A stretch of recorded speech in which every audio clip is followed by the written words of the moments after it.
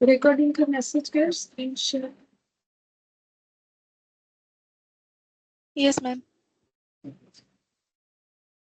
हम लोग का 11 12 और एक क्वेश्चन मैंने केस सिनेरियो ऐड किया है, वो और एमसीक्यू करेंगे। ठीक है, तो सबसे पहले 11th वाला देखते हैं। बोला ABC limited manufactures a single product and absorb the production overhead at a pre determined rate of 10।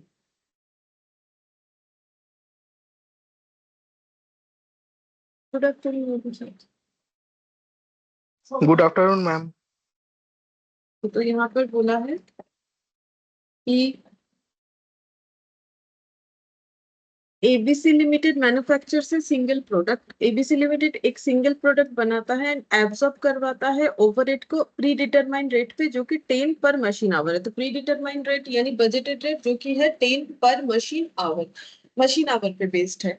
Eight the end of the current financial year it has been found that actual production overhead incurred 6 lakh. It includes 45,000 on account of return of obsolete stores and 30,000 being the wages paid for strike period under an award।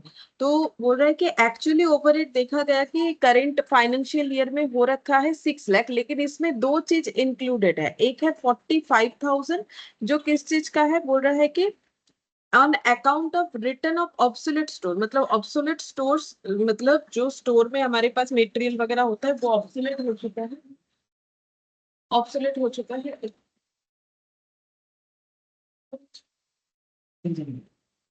Obsolete हो चुका है। ठीक है, तो इसीलिए इसका हम लोगों ने मतलब इतने का लॉस हो गया। ये मटेरियल अगर ऑब्सोलेट हो गया है, मटेरियल स्टोर्स में जो भी है, जो भी चीज ऑब्सोलेट हुआ है, मेनली मटेरियल का ही बात हो रहा है, कंज्यूमेबल्स मटेरियल्स, तो ये 30,000 का हम लोग वो राइट ऑफ कर देंगे। अब कोई चीज हम लोगों ने 30,000 से खरीदा था, ये ओवरऑल 30,000 का चीज है जो हमारे लिए आज बेकार हो गया है, तो फिर उतने का हमें राइट ऑफ करने भी बोला है।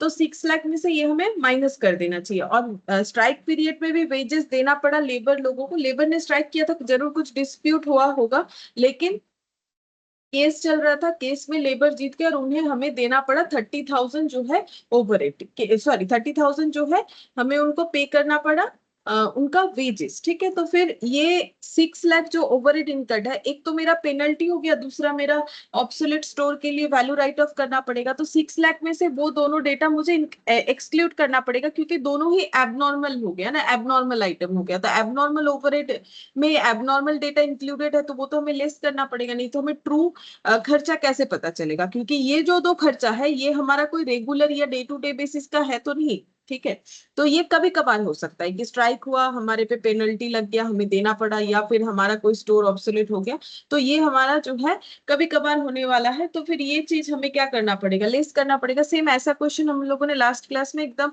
स्टार्टिंग में जो क्वेश्चन किया था वो भी ऐसा था। तो अभी हम लोग कर रहे क्वेश्चन नंबर 11। तो इसमें सबसे पहले हम लोग ओवरहेड का जो खर्चा है वो निकालेंगे। Total production overhead actually incurred,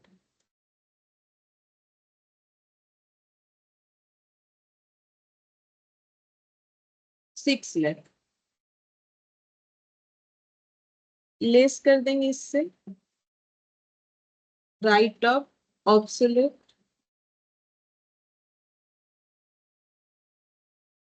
stores 45,000, क्योंकि ये हम लोग का एबनॉर्मल लॉस और ये पेनल्टी है। Wages for strike, wages paid on strike period,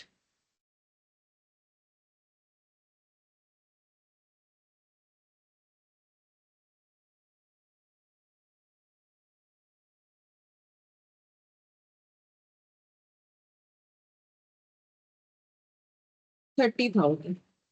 तो एक्चुअली हम लोग का जो ओवरहेड है वो निकल के आ रहा है हम लोग का 5,25,000, क्योंकि 75 लेस हो जाएगा, तो इसको हम लोग बोलेंगे net production overhead actually incurred.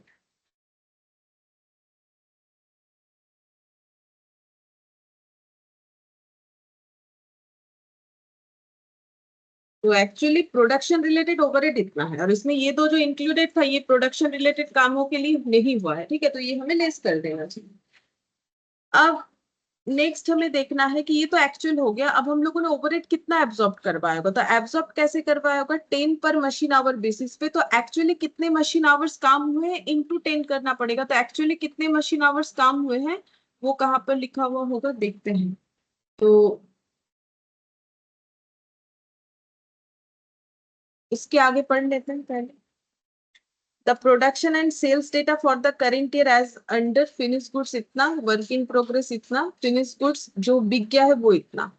The actual machine hours work during the period ये रहा, मिल गया। एक्चुअली 48,000 आवर्स काम हुआ है, ठीक है, तो एक्चुअली 48,000 आवर्स काम हुआ है, तो हम लोगों ने जब एब्जॉर्ब करवाया है तो प्री डिटरमाइंड रेट के थ्रू एब्जॉर्ब करवा दिया होगा, ठीक है। तो production overhead absorb, production overhead absorb, तो एब्जॉर्ब कितना करवाया होगा, हमारा जो पहले का रेट है वो लिया होगा, और एक्चुअली जितने घंटे काम हुए, क्योंकि ये आवरली बेसिस पे है, 10 रुपीज पर मशीन आवर, और 48,000 भी हमारा मशीन आवर ही है कि इतने मशीन आवर्स काम हुए हैं।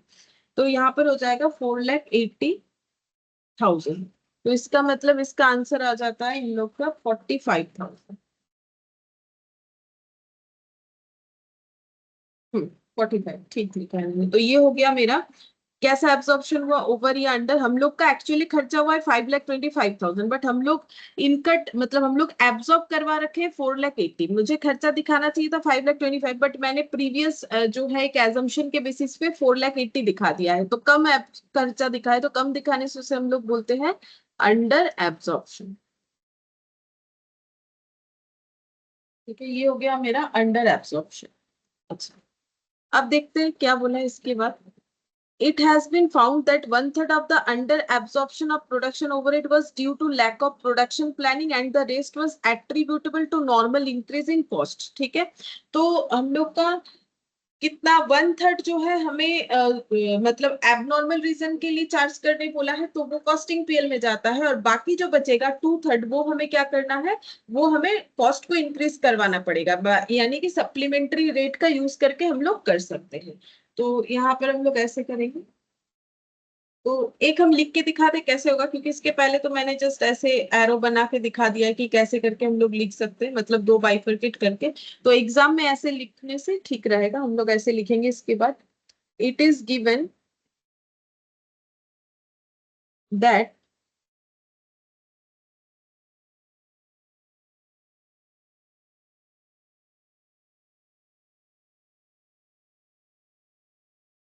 One third of the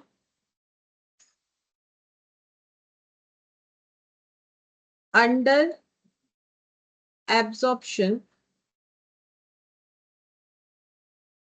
that is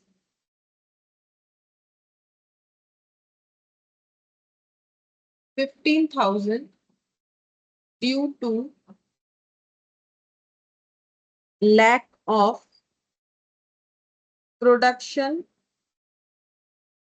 planning, so charged to costing PL, and waste, that is 45,000 into 2/3, 30,000 were attributable to increase cost.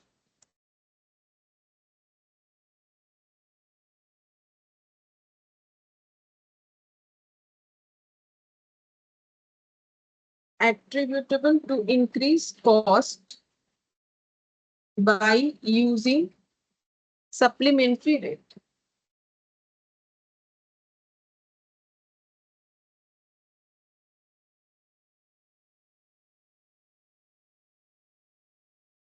तो ऐसे हम लोग लिख सकते हैं, it is given that 1/3 of the under absorption that is 15,000 due to lack of production planning, so charge to costing पीयर, and rest that is 45,000 का 2/3 यानी 30,000 were attributable to increase cost by using supplementary rate. ठीक है, अच्छा तो अब हमें supplementary rate निकालना पड़ेगा, तो सप्लीमेंट्री रेट इक्वल टू हो जाएगा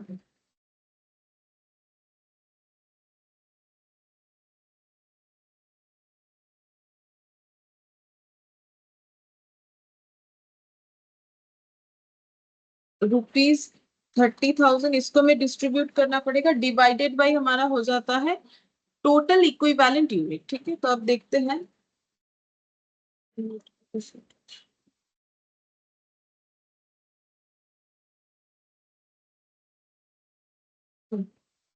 तो कितना यूनिट है हम लोग देखते हैं। यहाँ पर फिनिश्ड गुड्स है 20,000, जिसमें से 18,000 सोल्ड आउट हुआ है। तो सोल्ड जो हुआ है मतलब जो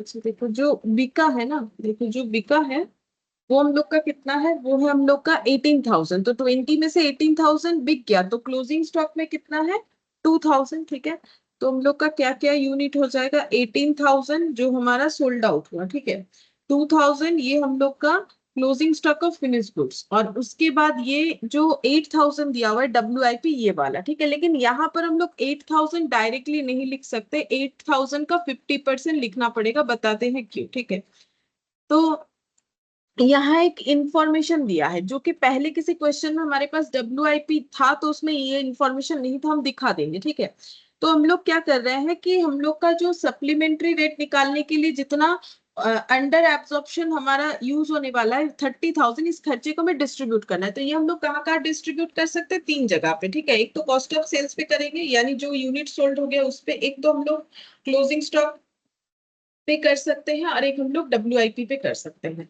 तो फिनिश्ड गुड्स का मतलब 100% कंप्लीट। ठीक है, तभी वो फिनिश गुड्स कहलाता है। और सेल जो हुआ है फिनिश गुड्स का, ये भी 100%। कोई चीज अगर कंप्लीट नहीं होगा तो बिकेगा कैसे। पहला बात है, किसी चीज को हम लोग फिनिश गुड्स बोल रहे हैं यानी वो 100% कंप्लीट है। और WIP का मतलब जो 100% कंप्लीट नहीं है, जिसपे काम चल रहा है। लेकिन यहाँ पर कितना कंप्लीट है वो हमें बताया, 50% कंप्लीट इन ऑल रेस्पेक्ट। बोल रहा है कि 8,000 यूनिट फुल कंप्लीट नहीं है, लेकिन 50% काम इस पे हो चुका है, और 50% काम करने से हो जाएगा। मतलब जब हम लोग यहाँ पर ये 20,000 यूनिट को 2 पार्ट में लिख रहे हैं, 18 और जो है 2,000, अभी लिखा ना हम लोगों ने 18 और 2, ये तो 20,000 का ही,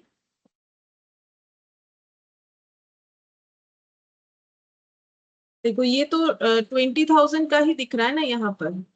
ठीक है, तो ये यहाँ पर 20,000 का बाइफर्केशन है, 18,000 और 2,000। ठीक है, तो ये 100% है, ये 100% है, तो ये 50% पे अगर दिखाएंगे, ये 100% पे, ये 100% पे, और एक अगर 50% पे दिखाएंगे तो डिवाइड कैसे होगा। ठीक है, क्योंकि डिवाइड जब करते हैं तो हमारा न्यूमरेटर डिनोमिनेटर सेम बेस पे होना चाहिए। मतलब ठीक है, ये रुपीज में चलेगा, मतलब ये नीचे का तो टोटल तो सेम होना चाहिए, तभी जाके डिवाइड होगा, अदरवाइज कैसे होगा। जैसे मान लो यहाँ पर एक डेटा किलो का है, यहाँ एक डेटा सेकंड का है, तब तो नहीं होगा ना ये 30,000 से डिवाइड। हमें जो भी करना है पूरे एक बेस पे करना है। ठीक है, तो हमें ये फाइंड आउट करना पड़ेगा कि ये कितना यूनिट 100% कंप्लीट है। तो देखो कैसे हम लोग फाइंड आउट कर सकते हैं, ये चीज हम लोग जब प्रोसेस कॉस्टिंग सीखेंगे वहां पर भी काम आएगा।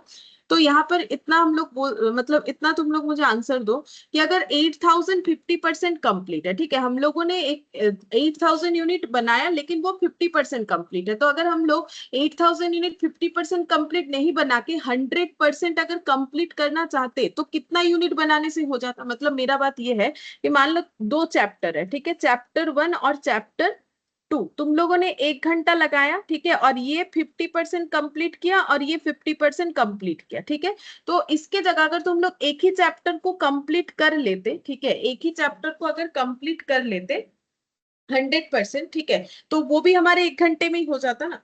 मतलब 50-50% 2 चैप्टर करके रख दिया कि ये आधा 1 घंटा पढ़ के, लेकिन हम लोग चाहे तो 1 घंटे में ये एक चैप्टर पूरा कर सकते थे। ठीक है, तो वैसे ही यहाँ पर मुझे एक चीज बताओ कि 8,000 यूनिट अगर 50% कंप्लीट है जिस समय पे, ठीक है, तो वही समय इन्वेस्ट करके हम लोग कितना कंप्लीट यूनिट बना सकते थे।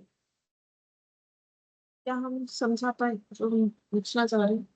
और एक बार बोलते हैं, 8,000 यूनिट जो हम लोगों ने किया है वो 50% कंप्लीट है। तो अगर हम लोग 100% कंप्लीट करते वही सारी चीजों को यूज करके इन ऑल रेस्पेक्ट, मतलब जैसे मेटेरियल का खर्चा हुआ है उस पे, लेबर का खर्चा हुआ है, तो जो भी खर्चा हुआ है वो 50% उस पे कंप्लीट हुआ है, तो और 50% करना बाकी है, तब जाके 8,000 यूनिट कंप्लीट बनेगा। लेकिन अगर हम लोगों ने अभी तक जितना खर्चा किया था शुरू से लेके अभी तक का, ठीक है, वही खर्चा करके हम लोग कितने सारे कंप्लीट यूनिट बना सकते थे?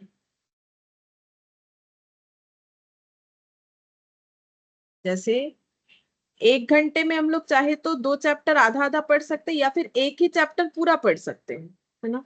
तो वैसे 8,000 यूनिट हम लोग बना रहे 50% कंप्लीट करके। तो अगर 100% कंप्लीट करते, तो पहले ये बताओ, अगर हम लोग 100% कंप्लीट करते इससे ज्यादा यूनिट बनता कि कम यूनिट बनता?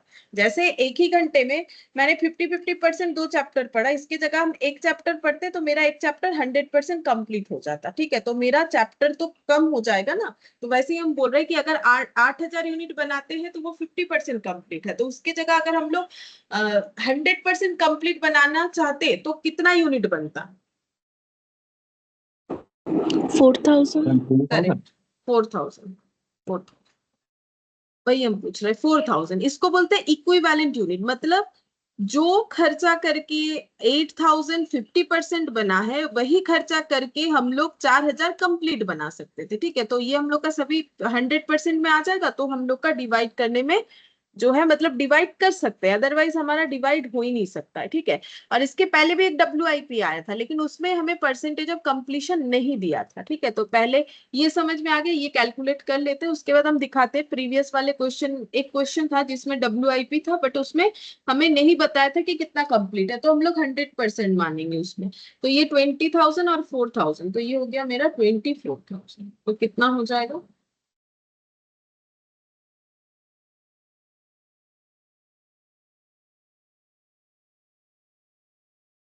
1.25, ठीक है। तो ₹1.25 सप्लीमेंट्री रेट हो गया। अब हमें कहाँ कहाँ चार्ज करना है, तो यहाँ पर लिखेंगे चार्ज या debited to WIP, that is WIP control account,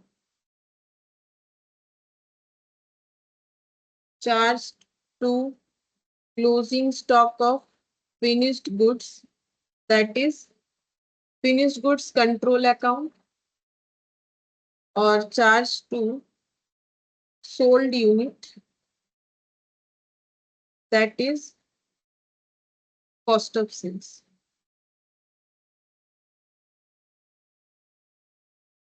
तो 1.25 into 1.25 into respective unit और 1.25 into respective unit। तो ये 2,000 था मेरा क्लोजिंग स्टॉक, 18,000 सेल किया वो वाला, और ये हम लोग का इक्विवेलेंट 4,000। तो यहाँ पर आ जाएगा 1.25 into 4,000, तो 5,000 आ रहा है। तो 2,000 मल्टीप्लाई करने से इसका आधा आना चाहिए, 2,500, और 18,000 into 1.25, 22,500। तो 500 500 हजार हजार, ये हो गया 22 और 23 24 5 और 5, मतलब 30,000। तो वही 30,000 का ही तो डिस्ट्रीब्यूशन होना था, तो वही होगा। तो यहाँ पर ये वाला पॉइंट टू बी नोटेड था, ठीक है। और ऐसा एक WIP वाला क्वेश्चन हम लोगों ने पहले किया था, एकदम मुझे लग रहा है स्टार्टिंग वाला क्वेश्चन, अंडर ओवर एब्जॉर्प्शन का क्वेश्चन नंबर 7। बट उसमें ऐसा क्यों ट्रीट नहीं हुआ, क्योंकि उसमें ना हमें परसेंटेज नहीं बताया था। अब देखते हैं,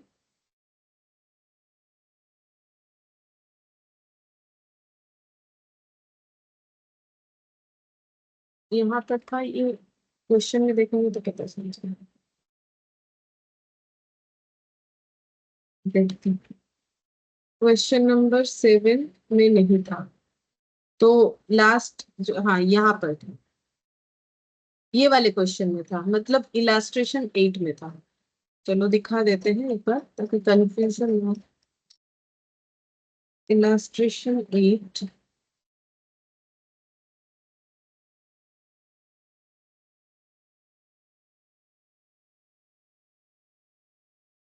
ये रहा।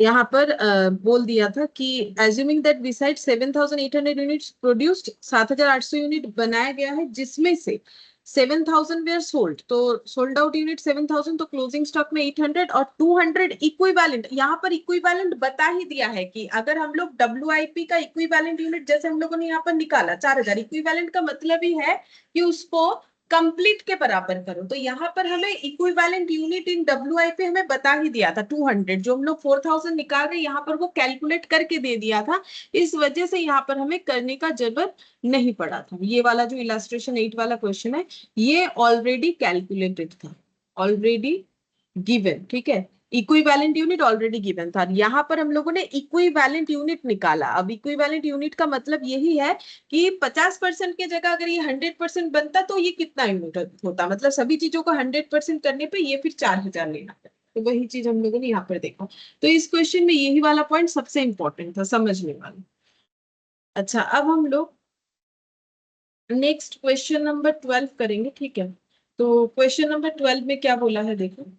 अच्छा, ये 12 ना, इसमें थोड़ा सा एडिशन हुआ है। ये 12 वाला जो क्वेश्चन है इसको थोड़ा और मॉडिफाई किया गया है। तो ये देखो, ये क्वेश्चन सेम वही वाला है जो मैंने यहाँ पर ले रखा है, बट यहाँ पर अगर देखोगे तो यहाँ 2 क्वेश्चन है और प्रीवियसली जो PDF है उसमें 1 क्वेश्चन है, ठीक है। तो हम लोग ये वाला फॉलो करेंगे, ठीक है। तो ये वाला, तो यहाँ पर बोला है कि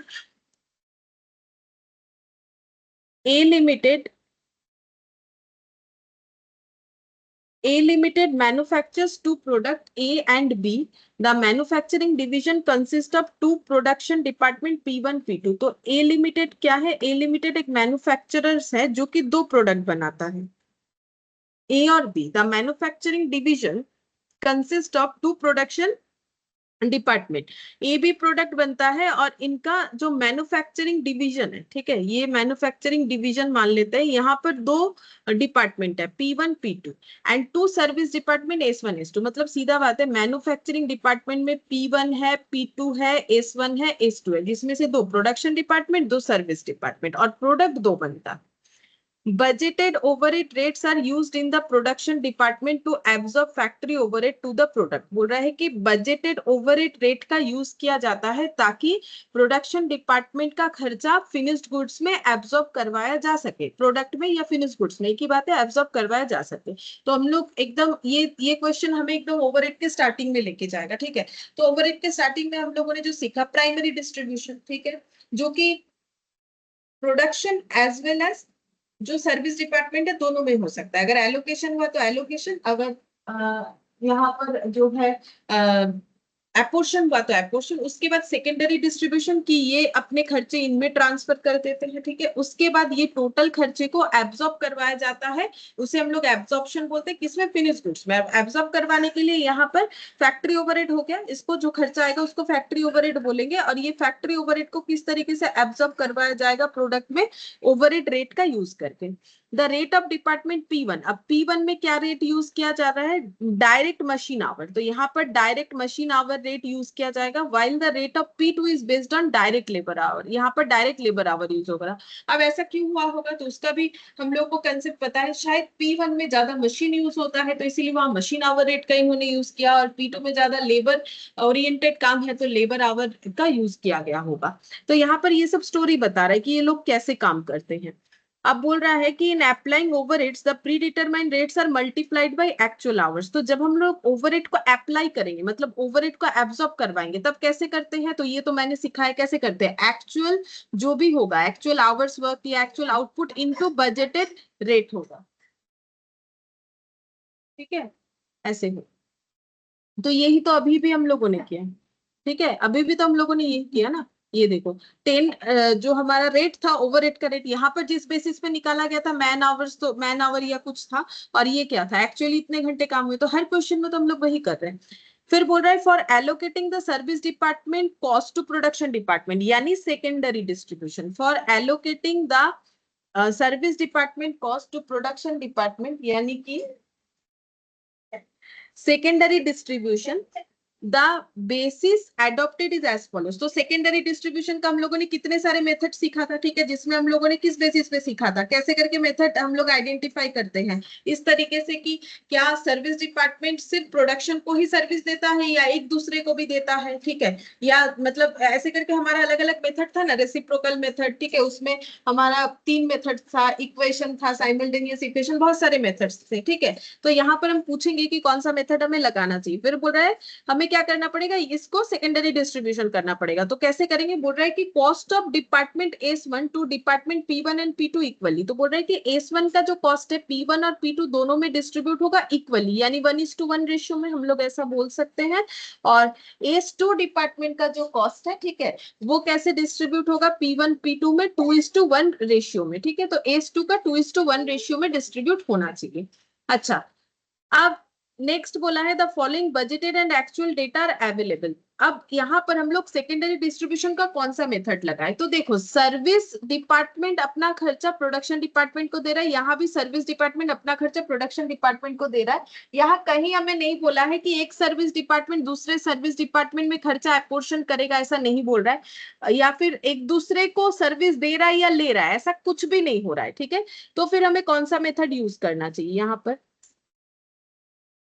कौन सा मेथड यूज करना चाहिए, कौन से वाले सिस्टम से हमें चलना चाहिए, सेकेंडरी डिस्ट्रीब्यूशन। ये देखो यहाँ पर हम लोगों ने सीखा था, अगर कभी भी एक दूसरे को नहीं प्रोवाइड कर रहे हैं, सिर्फ प्रोडक्शन डिपार्टमेंट को कर रहे हैं, तो हम लोग कौन सा मेथड यूज करेंगे, डायरेक्ट रीडिस्ट्रीब्यूशन मेथड, क्योंकि क्वेश्चन में तो कहीं नहीं बोला कि S1 S2 एक दूसरे को सर्विस प्रोवाइड कर रहा है, ठीक है। अब ये स्टेप मेथड कब लगता है, जब एक ही सर्विस डिपार्टमेंट दूसरे को प्रोवाइड कर रहा है, लेकिन जिसको कर रहा है वो उससे सर्विस नहीं लेता है, और रेसिप्रोकल में जब एक दूसरे को करते हैं तब, ठीक है।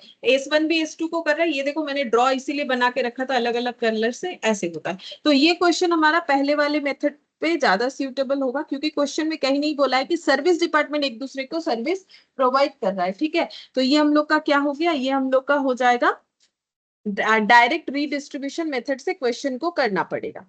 अच्छा, अब नेक्स्ट देखते हैं क्या बोला है, the following budgeted and actual data are available. अब हमें बजटेड और कुछ डेटा जो है वो दे दिया है, बजटेड डेटा और एक्चुअल डेटा, ठीक है। तो देखते हैं क्या दिया है, यहाँ पर बोला है the following budgeted and actual data, annual profit plan data, factory overhead budgeted for the year। तो बोल रहा है फैक्ट्री ओवरहेड जो है वो बजटेड डेटा, ठीक है, प्रोडक्शन डिपार्टमेंट का बजटेड ओवरहेड और सर्विस डिपार्टमेंट का बजटेड ओवरहेड। फिर यहाँ पर बोला है कि बजटेड आउटपुट इन यूनिट्स, तो प्रोडक्ट ए का 50,000, बी का 30,000, ये सब बजटेड है। Budgeted raw material cost per unit, product ए का इतना, प्रोडक्ट बी का इतना। अच्छा, आगे देखते हैं क्या बोला। ये प्रॉफिट प्लान है, प्रॉफिट प्लान का मतलब कि कितना प्रॉफिट कमा सकते हैं, तो उसके लिए ये पता करना पड़ेगा ना कितना खर्चा लग रहा है प्रोडक्शन करने का, कितने में बेचेंगे, तब ना पता चलेगा कि कितना प्रॉफिट होगा। तो बजटेड है मतलब प्लान कर रहे हैं ना, तो हमें एग्जीक्यूट थोड़ी ना किया अभी प्रैक्टिकली, हम लोग प्लान कर रहे हैं कि हाँ ऐसा ऐसा हो सकता है। Budgeted time required for production per unit, एक यूनिट प्रोडक्शन करने में ए या बी कितना टाइम लगता है, तो P1 डिपार्टमेंट में प्रोडक्ट ए को बनने में इतना मशीन आवर, प्रोडक्ट बी को बनने में इतना मशीन आवर लगता है एक यूनिट, ठीक है। सेम तरीके से P2 में प्रोडक्ट ए और प्रोडक्ट बी को बनने में इतने डायरेक्ट लेबर आवर और इतने डायरेक्ट लेबर आवर लगते हैं, मतलब दोनों ही प्रोडक्ट P1 P2 से जाता है, ठीक है। तो प्रोडक्ट ए को बनने में P1 में जो मशीन आवर लगेगा, क्योंकि वो मशीन ओरिएंटेड वहां काम होता है, यहाँ लेबर आवर लगेगा क्योंकि लेबर ओरिएंटेड काम होता है।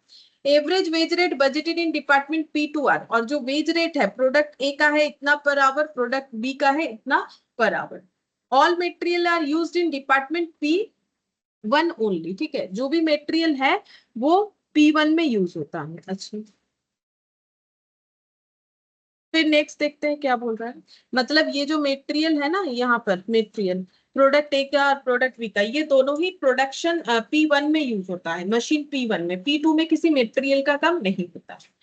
फिर एक्चुअल डेटा दिया है for the month of July, तो यूनिट एक्चुअली कितना प्रोड्यूस हुआ, actual direct machine our work in department P1 में कितने मशीन आवर एक्चुअली काम हुआ, और प्रोडक्ट ए पे कितना मशीन आवर काम हुआ, प्रोडक्ट बी पे कितना, और actual direct labour our worked in P2, तो एक्चुअली प्रोडक्ट ए पे कितना लेबर आवर, प्रोडक्ट बी पे कितना लेबर आवर काम हुआ, cost actually incurred, product A और product B, raw material, wages, ये सब दे दिया। मतलब जो डेटा बजटेड के अकॉर्डिंग ऊपर दिया हुआ था, सेम वही सारी चीजों को एक्चुअल के अकॉर्डिंग दिया हुआ है। ओवरहेड दिया है P1 का यहाँ पर इतना, और ये जो है ना लिखा हुआ है, ये देखो P1 का इतना, P2 का इतना, S1 का इतना, S2 का इतना। ठीक है, काफी बड़ा है क्वेश्चन, हमें करना भी काफी सारा चीजें। बोल रहा है कि compute the pre determined overhead rate for each production department. हर एक प्रोडक्शन डिपार्टमेंट का हमें प्री डिटरमाइंड ओवरहेड रेट निकालना है। फिर prepare a performance report for July 22 that will reflect the budgeted cost and actual cost.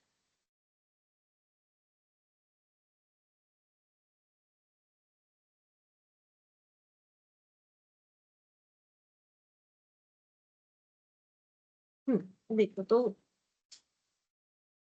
बोला है कि कंप्यूट द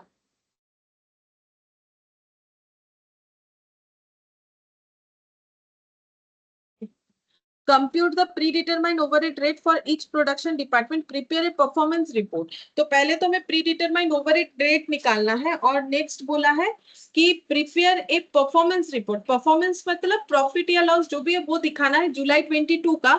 बजटेड के अकॉर्डिंग भी दिखाना है, एक्चुअल के अकॉर्डिंग भी दिखाना है कि हम लोगों ने जो बजट किया था उसके हिसाब से प्रॉफिट कितना आने वाला था, और हम लोगों ने एक्चुअली जो हमारे साथ हुआ उसके हिसाब से हमारा परफॉर्मेंस कैसा रहा जुलाई 22 का। ये दो चीज हमें बताना है। ठीक है, तो पहले हम लोग ये कैलकुलेट करेंगे कि pre determined overhead rate for each production department, ये कैलकुलेट करेंगे।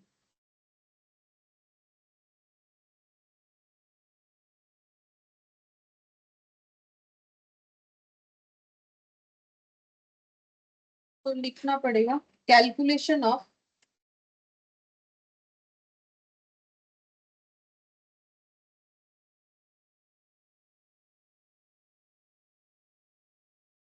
Pre determined overhead rate for each production department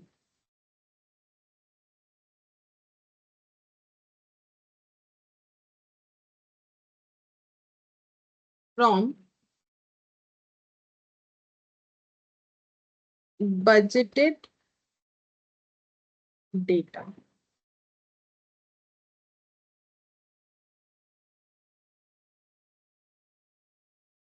तो हमें ओवरहेड रेट निकालना है। तो ओवरहेड रेट तो एकदम एंड में आता है एब्जॉर्प्शन में, तो उसके पहले जो क्वेश्चन है इसमें हमें एकदम स्टार्टिंग से करना है। जैसे कि प्राइमरी डिस्ट्रीब्यूशन जो करके दिया हुआ है, सेकेंडरी डिस्ट्रीब्यूशन करना है, फिर टोटल प्रोडक्शन डिपार्टमेंट में खर्चा देखना है, उसके बाद हमें जो भी बेसिस पे करना है वो बेसिस लिख के डिवाइड करना पड़ेगा। ठीक है, तो हम लोग सबसे पहले यहाँ पर लिख लेते हैं प्रोडक्शन डिपार्टमेंट और सर्विस डिपार्टमेंट। तो प्रोडक्शन डिपार्टमेंट दो है, P1 P2, सर्विस डिपार्टमेंट दो है, S1 S2। तो यहाँ पर लिखेंगे budgeted fixed overhead for the year. तो budgeted fixed overhead for the year कितना है? अच्छा, यहाँ पर एक सेकंड, ठीक है, सेम ही है क्वेश्चन। तो compute the pre determined overhead rate for each production department. तो हर एक प्रोडक्शन डिपार्टमेंट का हमें प्री डिटरमाइंड ओवरहेड रेट निकालना पड़ेगा। तो सबसे पहले देखते हैं कि यहाँ पर तो पूरा स्टोरी बताया था कि कंपनी दो प्रोडक्ट बनाती है ए बी। ठीक है, इनका दो प्रोडक्शन डिपार्टमेंट दो सर्विस डिपार्टमेंट है, और कौन से प्रोडक्शन डिपार्टमेंट किस तरीके का एब्जॉर्प्शन रेट यूज करता है वो बताया। P1 जो है डायरेक्ट मशीन आवर, और P2 जो है लेबर आवर का यूज करता है। The pre determined rates are multiplied by actual factors. तो हमें प्री डिटरमाइंड ही निकालने बोला है, तो प्री डिटरमाइंड हम लोग कैसे निकालेंगे? मल्टीप्लाइड बाय एक्चुअल फैक्टर्स करके। अच्छा, अब यहाँ पर कैसे सेकेंडरी डिस्ट्रीब्यूशन होगा उसका डिटेल्स दिया था। S1 का डिस्ट्रीब्यूशन इक्वली होगा, S2 का डिस्ट्रीब्यूशन 2:1 में होगा। The following budgeted and actual data are available. अब यहाँ पर दिया है बजटेड, तो बजटेड खर्चा यहाँ पर दे रखा है 25,50,000, 21,75,000। तो यहाँ पर लिखेंगे 25 लाख 50, 21 लाख 75।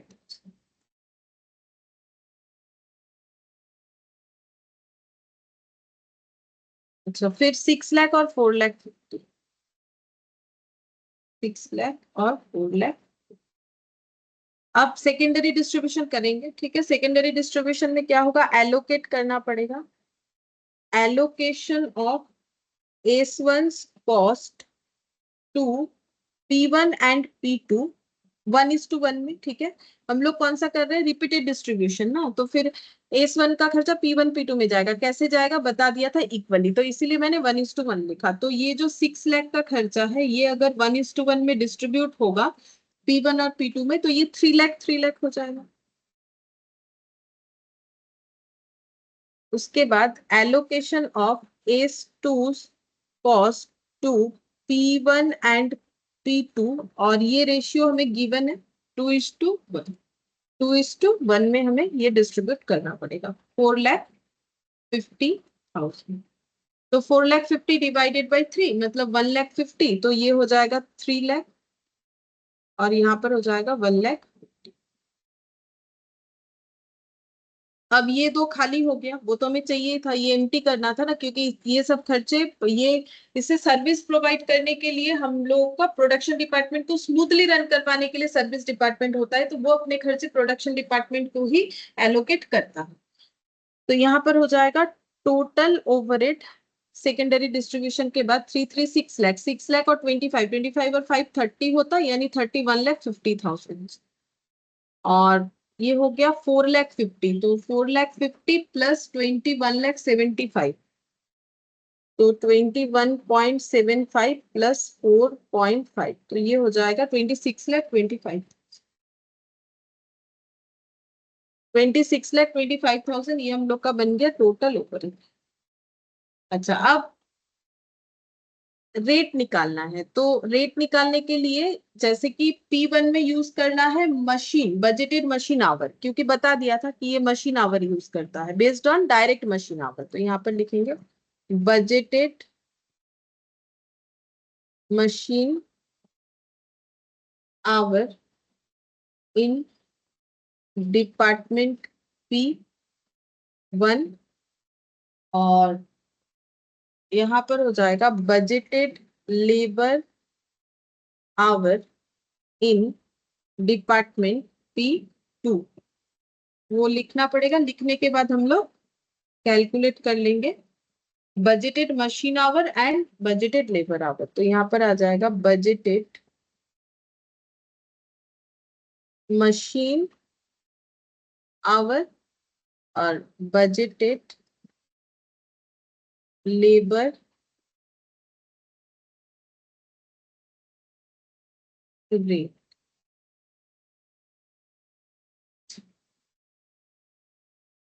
अब हम लोग को निकालना पड़ेगा बजटेड मशीन आवर P1 में कितना होगा। तो बजटेड मशीन आवर P1 में कितना होगा, तो उसके लिए हमें कैलकुलेट करके देखना पड़ेगा जो डेटा हमारे पास अवेलेबल है। तो हम लोग यहाँ पर बना लेते हैं working note number 1। Product A, product B, budgeted output. Budgeted output कितना दिया हुआ है, बजटेड आउटपुट दिया हुआ है 50 और 30,000।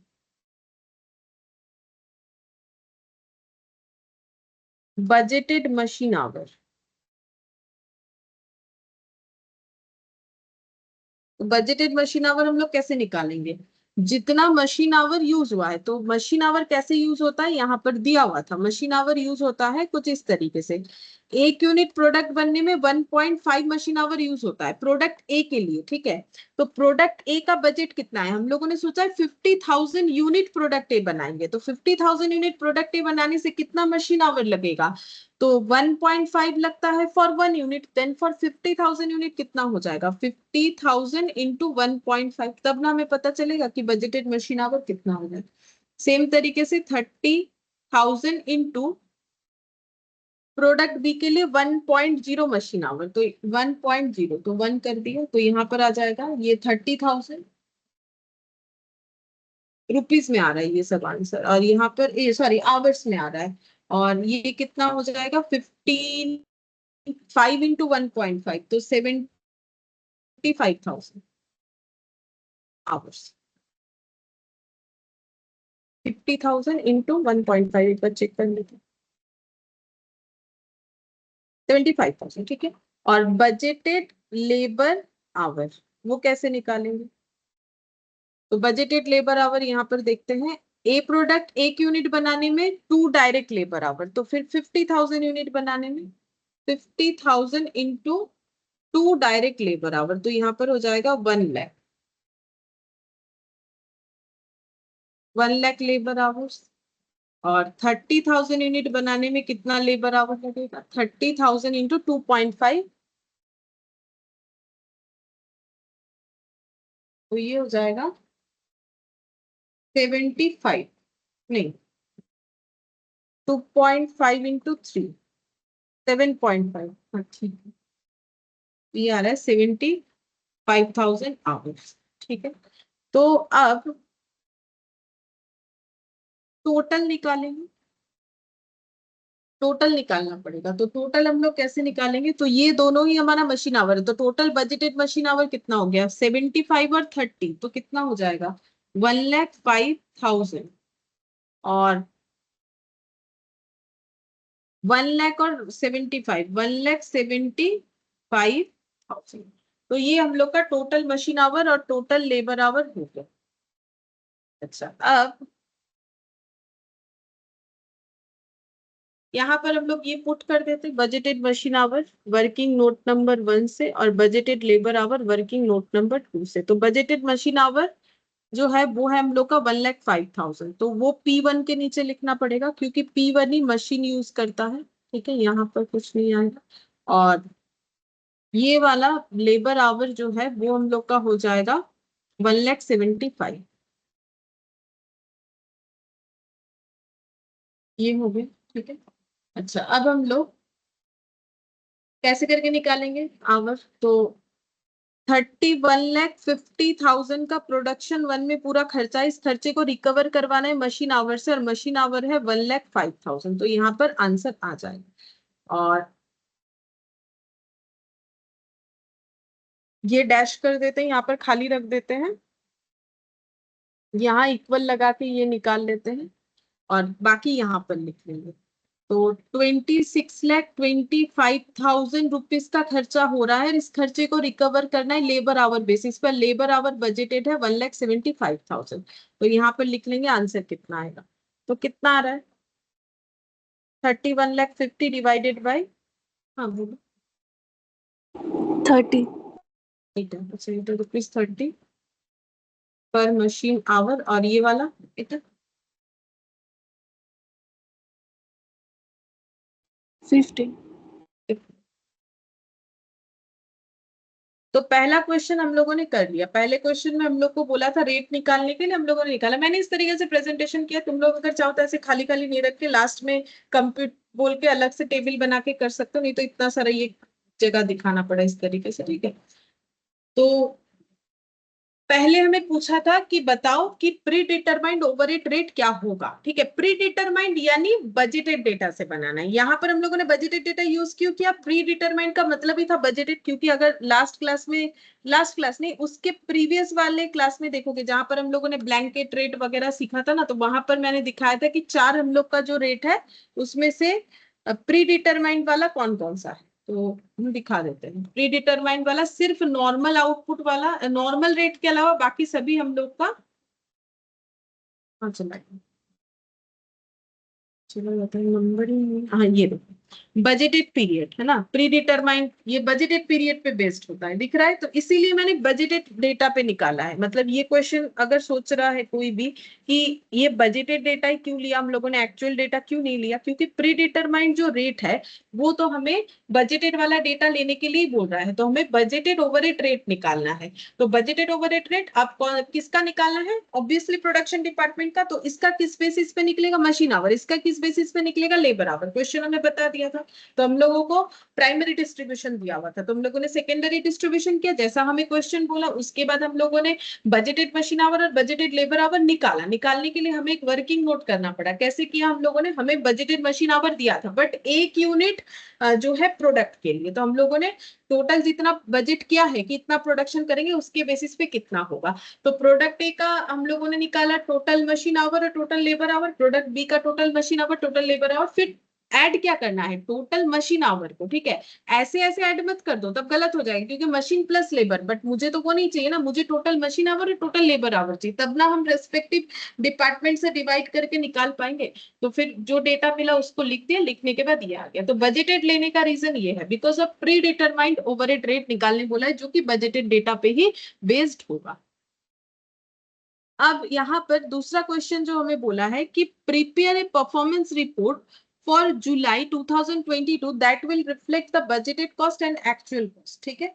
अब ये आसान है बट थोड़ा सा क्वेश्चन लेंदी होगा ये वाला, ठीक है। हमें परफॉर्मेंस रिपोर्ट बनाना है दोनों का, दोनों पीरियड, मतलब दोनों क्या बोले, मतलब दोनों तरीके से, बजटेड के अकॉर्डिंग भी और एक्चुअल के अकॉर्डिंग भी हमें ये बना के दिखाना है, ठीक है। तो हम लोग दो पास पास कॉलम बना के कर सकते हैं, ठीक है। तो यहाँ पर लिखते हैं परफॉर्मेंस रिपोर्ट फॉर जुलाई। मेरा ना ये वर्किंग नोट बीच में ही हो गया, क्योंकि ये सेकंड वाला क्वेश्चन में अलग से फिर वर्किंग नोट चाहिए होगा, ठीक है। तो जब एग्जाम में करोगे तो नीचे ही करना सारा working note. Performance report for July, performance report for July 2022 that will reflect budgeted and actual cost, ठीक है, जिसमें बजटेड कॉस्ट रिलेटेड भी रिपोर्ट देखेंगे और एक्चुअल कॉस्ट रिलेटेड भी रिपोर्ट देखेंगे। अच्छा, तो यहाँ पर लिखते हैं एक कॉलम बजट का बना लेंगे, मतलब बजटेड कैलकुलेशन यहाँ करेंगे, एक बना लेंगे एक्चुअल। अब दोनों में आंसर हमारा रुपीज में ही आने वाला है। अच्छा, अब हमें लिखना है, तो कॉस्ट दिखाने बोला है, ठीक है, budgeted cost and actual cost बोला है। Performance report budgeted cost actual, क्योंकि हम लोग ना कॉस्ट ही दिखा सकते हैं, प्रॉफिट नहीं दिखा सकते। परफॉर्मेंस मतलब प्रॉफिट भी होता है, क्योंकि सेल वैल्यू है ही नहीं तो कैसे प्रॉफिट दिखाएंगे। तो जो अवेलेबिलिटी है वही दिखाएंगे, तो शायद कॉस्ट ही दिखा सकते, क्योंकि कहीं पर भी क्वेश्चन में सेल वैल्यू तो हमारे पास अवेलेबल नहीं था। तो एक्चुअल डेटा किस चीज का है देख लो। एक्चुअल डेटा में हमारे पास क्या क्या अवेलेबल है, तो एक्चुअल डेटा में हमारे पास कितना कितना प्रोडक्ट एक्चुअली प्रोड्यूस हुआ है, और डायरेक्ट मशीन आवर कितना कितना लगेगा, और रॉ मटेरियल वगैरह दिया हुआ है, ठीक है। तो सबसे पहले कॉस्ट अगर हम लोग लिखते हैं तो उसमें क्या लिखेंगे, मटेरियल लिखेंगे, वेजेस लिखेंगे, फिर ओवरहेड लिखेंगे। तो सबसे पहले रॉ मटेरियल लिखते हैं। तो रॉ मटेरियल सिर्फ प्रोडक्ट सिर्फ प्रोडक्शन डिपार्टमेंट P1 में यूज होता है। ये हमें कहाँ बताया था, क्वेश्चन में कहीं बता रखा था, इतना बड़ा क्वेश्चन अभी थोड़ी देर पहले ही पढ़ा था कि P1 में ही सिर्फ रॉ मटेरियल, हाँ ये रहा, all material are used in department P1 only. तो जो रॉ मटेरियल का खर्चा है वो सिर्फ डिपार्टमेंट P1 में ही होता, ठीक है। तो हम लोग यहाँ पर लिखेंगे raw material used in department P1, ठीक है। तो ए प्रोडक्ट के लिए रॉ मटेरियल, बी प्रोडक्ट के लिए रॉ मटेरियल। तो एक्चुअल वाला ना हमें गिवन है, बस देख देख के लिख देंगे। तो 4,89,000 और 4,56,000। तो रॉ मटेरियल देखना है तो ऐसे देखना है, मतलब ऐसे नहीं, इसके नीचे वाला लिख दिया, वो वेजेस है, ठीक है। तो 4,89,000 4,56,000 ये गिवन है।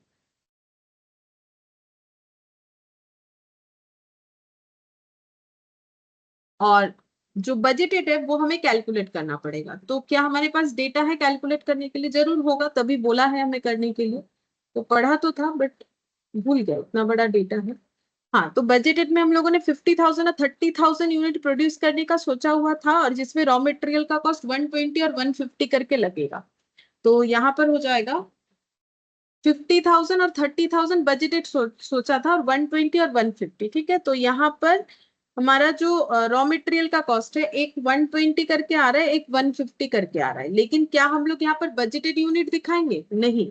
हमें कैसे कैलकुलेट करना होता है, अगर हमें कंपेयर करना है तो कंपेयर हम लोग ऐसे थोड़ी करेंगे कि 50,000 यूनिट के साथ ये जो खर्चा दिया हुआ है ये कितने यूनिट का दिया हुआ है बोलो तो, कंपेयर करना है ना। तो ये तो हमें 4,000 और 3,000 यूनिट का दिया हुआ है कि एक्चुअली तो हम लोगों ने 4,000 और 3,000 यूनिट बनाया है, तो 4,000 और 3,000 यूनिट बनाने का रॉ मटेरियल का खर्चा हुआ है इतना और इतना, ठीक है।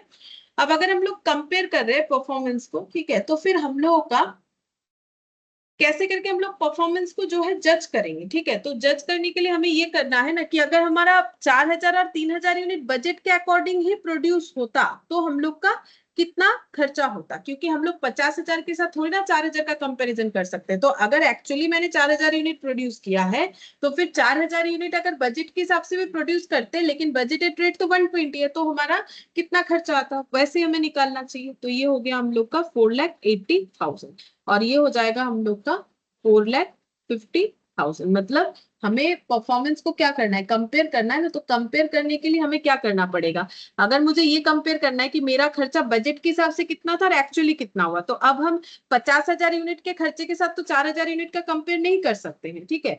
तो फिर हम कैसे कंपेयर करेंगे कि मैंने एक्चुअली 4,000 और 3,000 यूनिट बनाया है, तो बजट भी मेरा अगर उसी हिसाब से बना हुआ रहता, लेकिन बजट में मेरा खर्चा चल रहा है 120 और 150 करके मैंने सोच रखा है, तो वही 4,000 यूनिट जो मैंने एक्चुअली बनाया, तो बजट भी अगर 4,000 यूनिट का बनता तो मेरा बजट के अकॉर्डिंग खर्चा इतना आता और बजट के अकॉर्डिंग खर्चा इतना आता प्रोडक्ट बी के लिए, लेकिन एक्चुअली मेरा खर्चा इतना और इतना हुआ है 4,000 और 3,000 यूनिट के लिए। तो इस तरीके से मुझे कंपेयर करना चाहिए। अच्छा, अब इसके बाद कौन सा खर्चा आ जाएगा, डायरेक्ट मेटेरियल के बाद आ जाएगा direct labour cost. Direct labour cost तो वो कैसे कैलकुलेट करेंगे देखते हैं।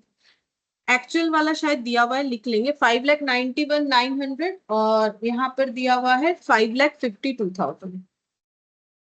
5,91,900 और 5,52,000। अब लेबर जब निकालेंगे तो सिर्फ P2 के हिसाब से निकालना पड़ेगा, क्योंकि P1 में मशीन से काम होता है, लेबर का काम नहीं होता है। तो हम लोग यहाँ पर लिख लेते हैं समझने के लिए, on the basis of labour hours work in department P2, क्योंकि लेबर का काम सिर्फ डिपार्टमेंट P2 में ही होता है, ठीक है। तो अब ए प्रोडक्ट और बी प्रोडक्ट दोनों बनाने का हमें निकालना पड़ेगा कि कितना लेबर कॉस्ट होगा, ठीक है। तो ये थोड़ा सा ना मुझे नीचे लिखना चाहिए, 4,56,000 ये ऊपर चला गया डेटा, 4,56,000 और 4,89,000।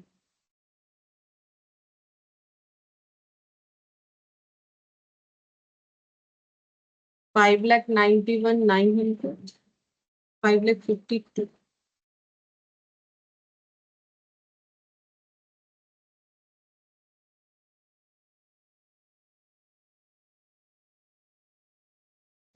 अब यहाँ पर तो कंपेयर करने के लिए मुझे वही 4,000 यूनिट लिखना पड़ेगा और यहाँ पर लिखना पड़ेगा 3,000 यूनिट। तो अगर हम लोग 4,000 और 3,000 यूनिट एक्चुअली बनाने में लेबर का इतना खर्चा लगा है, तो बजट के हिसाब से कितना खर्चा लगता अगर 4,000 3,000 यूनिट का बजट बनता, तो बजट के हिसाब से कितना खर्चा लगता। तो हम लोग देखेंगे कि बजटेड लेबर आवर कितना था। तो यहाँ पर बजटेड टाइम दिया हुआ है, तो बजटेड लेबर आवर कितना था, 2 डायरेक्ट लेबर आवर। प्रोडक्ट ए बनाने में 2 घंटा टाइम लगता है, एक यूनिट, ये सब एक यूनिट का दिया हुआ है, एक यूनिट बनाने में 2 घंटा टाइम लगता है, ठीक है। तो 4,000 यूनिट बनाने में कितना टाइम लगेगा, 8,000 घंटा। लेकिन मुझे तो यहाँ पर रुपीज में सारा चीज निकालना है, तो फिर पेमेंट देखेंगे तो लेबर का पेमेंट कितना है, तो P2 में दिख रहा है, देखते हैं कहाँ दिया है लेबर का पेमेंट, यहाँ पर दिया है एवरेज वेज रेट बजटेड इन प्रोडक्ट डिपार्टमेंट P2 का दिया है, प्रोडक्ट ए के लिए 72,000 पर आवर, प्रोडक्ट बी के लिए 75 पर आवर। मतलब डिपार्टमेंट P2 में लेबर का खर्चा कितना है, प्रोडक्ट ए बनाने का 72 रुपए पर घंटे और ये 75 पर आवर, ठीक है। तो यहाँ पर कितने से मल्टीप्लाई होगा, एट द रेट ऑफ 72, ठीक है। अब जो 3,000 यूनिट हम लोग प्रोडक्ट बी बनाते हैं, ठीक है, तो उसमें हमारा लेबर आवर कितना लगता है, एक यूनिट के लिए 2.5, तो फिर 3 1000 यूनिट के लिए 2.5 इंटू 3000, और इस पे खर्चा कितना आएगा, तो वो इंटू करने से तो हमारा आवर्स निकल के आएगा कि इतना घंटा समय लगेगा 3000 यूनिट बी बनाने में।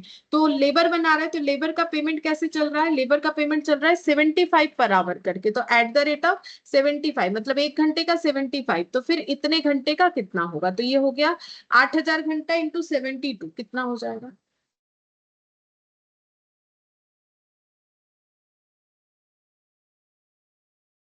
5,76,000। और 3000 इंटू 2.5 इंटू 75, 5,62,500, ये हो गई। ये डायरेक्ट लेबर कॉस्ट निकल गया। तो बजट के हिसाब से हमारा ये खर्चा होना चाहिए, और बजट के हिसाब से ये खर्चा होना चाहिए, और एक्चुअली ये खर्चा हुआ है। और क्या खर्चा है देखते हैं। तो मेटेरियल निकले वेजेस, अब हो जाएगा ओवरहेड का खर्चा। ठीक है, तो अब हम लोग ओवरहेड का खर्चा लिखेंगे। तो यहाँ पर लिखते हैं ओवरहेड। तो ओवरहेड कैसे एब्सॉर्ब होगा, एक बार मशीन आवर बेसिस पे होगा और एक बार हम लोग का लेबर आवर बेसिस पे होगा। मशीन आवर बेसिस पे P1 में होगा, तो यहाँ पर लिखते हैं overhead absorb on machine our basis in department P1। तो पहले ये निकालते, P1 में मशीन आवर बेसिस पे एब्सॉर्ब होगा, तो प्रोडक्ट ए के लिए कितना हो जाएगा, प्रोडक्ट बी के लिए कितना हो जाएगा। तो पहले बजटेड वाला देख लेते हैं। तो बजटेड वाले में अगर देखें तो यहाँ पर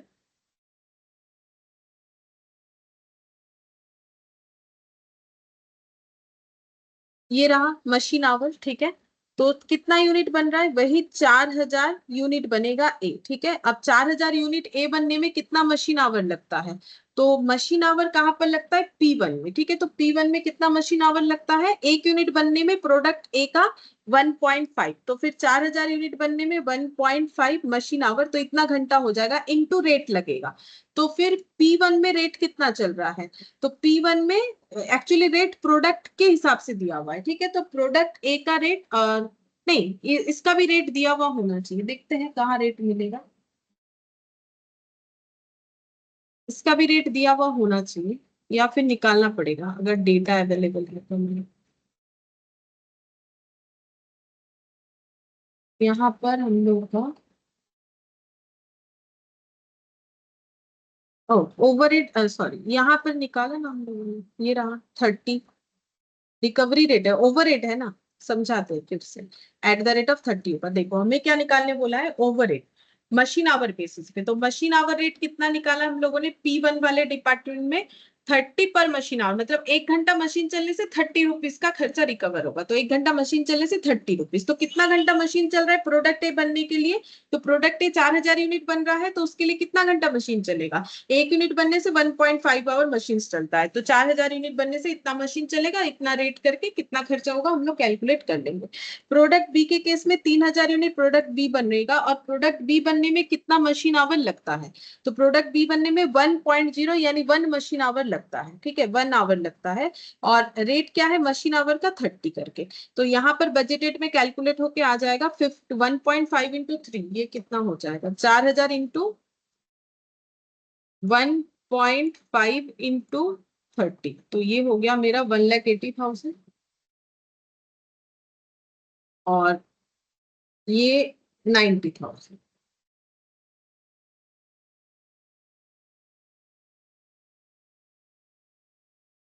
अच्छा, अब एक्चुअल ओवरहेड देखते हैं। अब एक्चुअल में जब आओगे ना, तो देखो एक्चुअल ओवरहेड ना हमें दिया हुआ नहीं है, रेट हमें नहीं दिया हुआ है, फिर से निकालना पड़ेगा। फिर से हमें एक्चुअल ओवरहेड का क्या दे दिया है, प्राइमरी डिस्ट्रीब्यूशन तक क्या कंडीशन है वो दे दिया है, मतलब हमें फिर से क्या करना पड़ेगा पता है, एक्चुअल डेटा से ये वाला चीज, ये जो भी बनाए ये फिर से बनाना पड़ेगा और रेट निकालना पड़ेगा, तब जाके उस रेट के अकॉर्डिंग हम लोग ये वाला डेटा यहाँ पर लिख पाएंगे। तो ठीक है, इसके लिए हमें बनाना पड़ेगा एक वर्किंग नोट, और मेरे इस पेज में जगह खत्म है, और बस एक लाइन लिखना है, मतलब इसके बाद overhead absorbed on machine our labour hour basis in department P2 ये लिखना है, इतना जगह बचाना है। तो ये इतना जो जगह लगा है, इतना और जगह नीचे हमें चाहिए, इसके बाद हम वर्किंग नोट करेंगे। यहाँ पर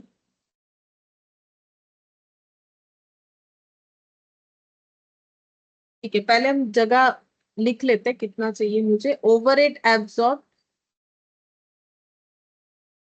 on labour hour basis in department P two, in department P two, ये होगा। ठीक है, अच्छा, और ए डिपार्टमेंट का आ जाएगा, बी डिपार्टमेंट का आ जाएगा। तो इसका हम लोग बजटेड तो निकाल ही सकते हैं। तो 4000 यूनिट, 3000 यूनिट बन रहा है। अच्छा, लेबर आवर कितना करके लगता है एक यूनिट बनने में? चेक करते हैं। एक यूनिट बनने में लेबर आवर लगता है यहाँ पर 2 और 2.5। ए प्रोडक्ट के लिए 2 और बी प्रोडक्ट के लिए 2.5 आवर्स। तो फिर इतना यूनिट बनने में कितना लगेगा, इनटू यहाँ पर जो लेबर आवर हम लोगों ने फाइंड आउट किया था, रेट। ठीक है, 15 करके ओवरहेड रिकवरी रेट 15 करके आया था लेबर आवर का, तो ये हो गया 15। अब ये मल्टीप्लाई करके लिखेंगे और एक्चुअल वाला हमें फाइंड आउट करना पड़ेगा। तो 15 इंटू 2 30, 30 इंटू 4000 तो 1,20,000, और 2.5 इंटू 3000 इंटू 15, 1,12,500।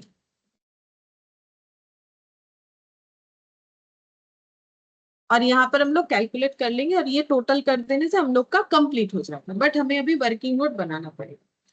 तो सबसे पहले हमारा वर्किंग नोट जो बनेगा वो यहाँ पर बनाते हैं। वर्किंग नोट नंबर 2 दे देते हैं, क्योंकि वो एक पहले वर्किंग नोट ऑलरेडी बना हुआ है।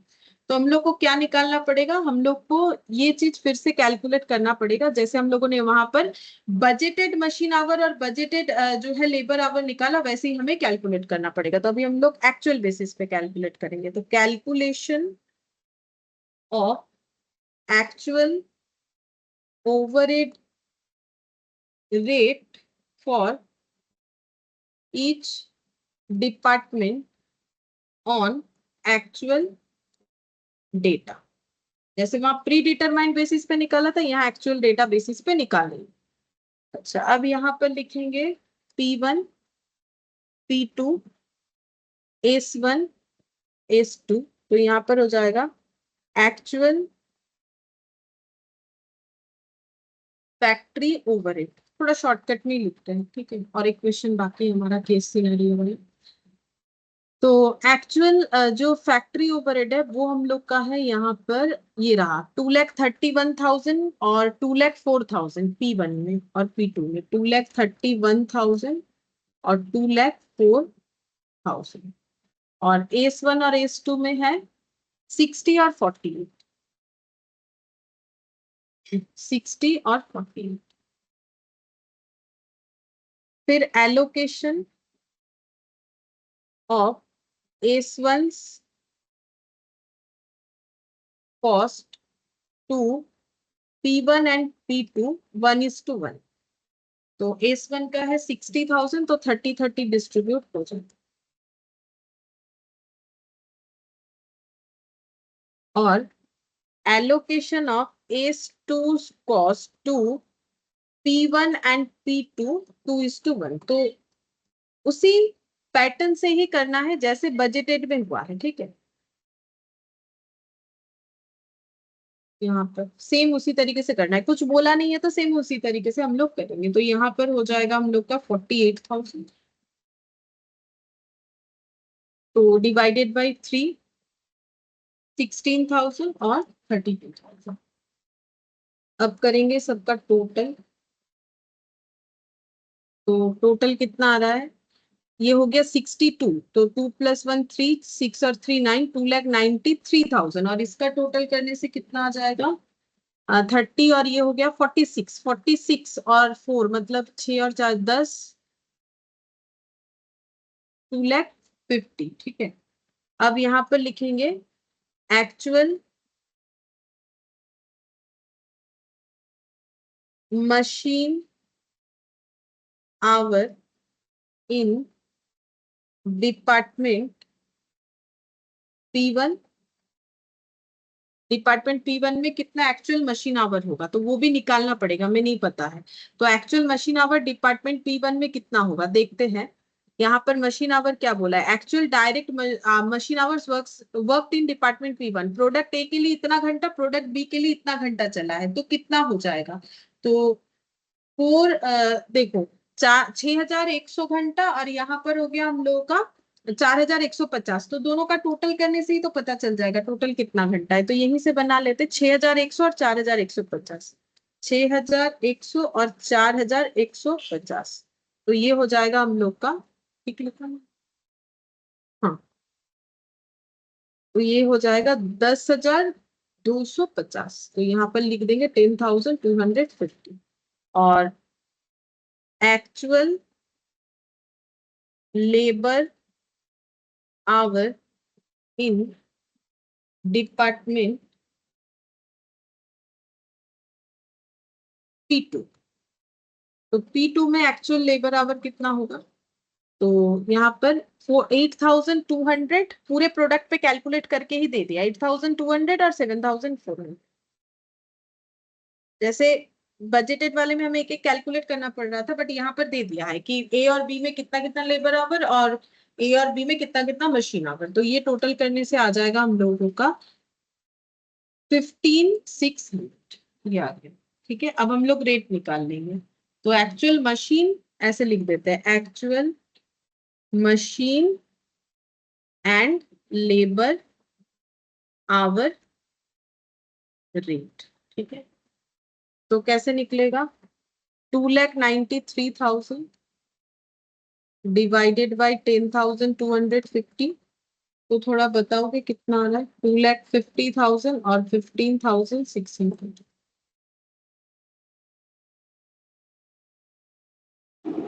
28.59. 28.59 रुपीज इतना मशीन आवर, और ये वाला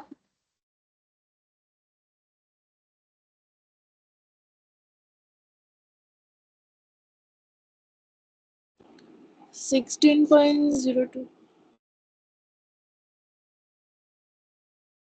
ये एक्चुअल रेट हम लोगों को फाइंड आउट हो गया। ठीक है, अब हम लोग इस रेट का यूज करेंगे, इस रेट का यूज करके कैलकुलेट करेंगे। अच्छा, बट लिखे कहाँ, क्योंकि यहाँ तो जगह है नहीं, तो एक काम करते हैं, इस पे हम बना लेते हैं फिर से एक वर्किंग नोट, और वहां से वो डेटा को लिख देंगे। वहां लिखने का जगह कहाँ बचा है, एक एक लाइन तो ऑलरेडी लिख चुके हैं, तो जगह तो कुछ बचा नहीं है। तो एक काम करते हैं, यहाँ पर बना लेते हैं, actual overhead absorb based on machine our, वहां भी हो जाता, लेकिन मैंने जगह नहीं बचा है ना, जगह बचाते तो हो जाता। कैसे कर सकते थे, यहीं पर ये ए बी, ये बजटेड, फिर इसके नीचे फिर से ए बी लिख के ये एक्चुअल वाला लिख के कर सकते थे, बट उतना जगह मैंने रखा ही नहीं है, और नीचे वर्किंग स्टार्ट कर दिया है, तो हम वर्किंग नोट से लेके वो चीज लिख देंगे। तो फिर ए और बी, तो मशीन आवर बेसिस पे हमें निकालना है कि कितना ओवरहेड एब्सॉर्ब होगा मशीन आवर बेसिस पे। तो मशीन आवर का रेट निकल गया है 28.59, तो यहाँ पर 28.59 से मल्टीप्लाई होगा। अच्छा, अब यहाँ पर लगाना क्या है, कितना मशीन आवर काम हो रहा है, तो कितना मशीन आवर काम हो रहा है वो हमें क्वेश्चन ना पूरा कैलकुलेट करके दे दिया था, 6,100 4,150 दोनों प्रोडक्ट के लिए, तो 6,100 4,150 आवर्स, और ये एट द रेट ऑफ इतना करके, अब जितना होगा उतना लिख देंगे, देखना पड़ेगा कितना आ रहा है। सेम तरीके से एक वर्किंग नोट नंबर 4 हो जाएगा, जिसमें हम लोग लिखेंगे एक्चुअल ओवरहेड एब्सॉर्ब ब्रैकेट में based on labour hour, labour hour A और बी। तो लेबर आवर कितना कितना था हम लोगों का, ये 8,200 7,400, तो प्रोडक्ट ए का मैंने पहले लिखा था, तो वो 8,200 प्रोडक्ट ए का ही है, और यहाँ पर हो जाएगा 7,400 hours at the rate of, तो एट द रेट कितना करके 16.02। अब एक एक कैलकुलेट करो, देखो कितना आता है। ठीक है, हम ये लेबर वाला कैलकुलेट कर रहे हैं, तुम लोग ऊपर वाला कैलकुलेट करके मुझे बता दो। 13,136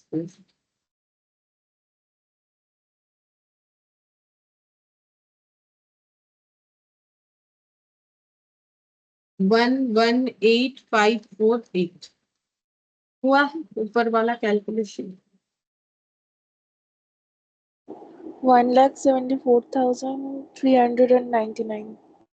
1,74,399 तो हम लोग उसको 400 कर देते हैं, ठीक है। वो अप्रोक्सीमेशन आया था ना 28.59, पूरा वो कैलकुलेटर का डेटा लेके करेंगे तो फिर ये 400 ही आ जाएगा। और उसके बाद वाला 1,18,648.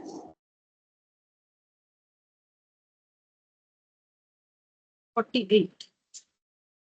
तो ये लिखना, ये दोनों डेटा हमें लिखना पड़ेगा, वर्किंग नोट नंबर 3 और 4।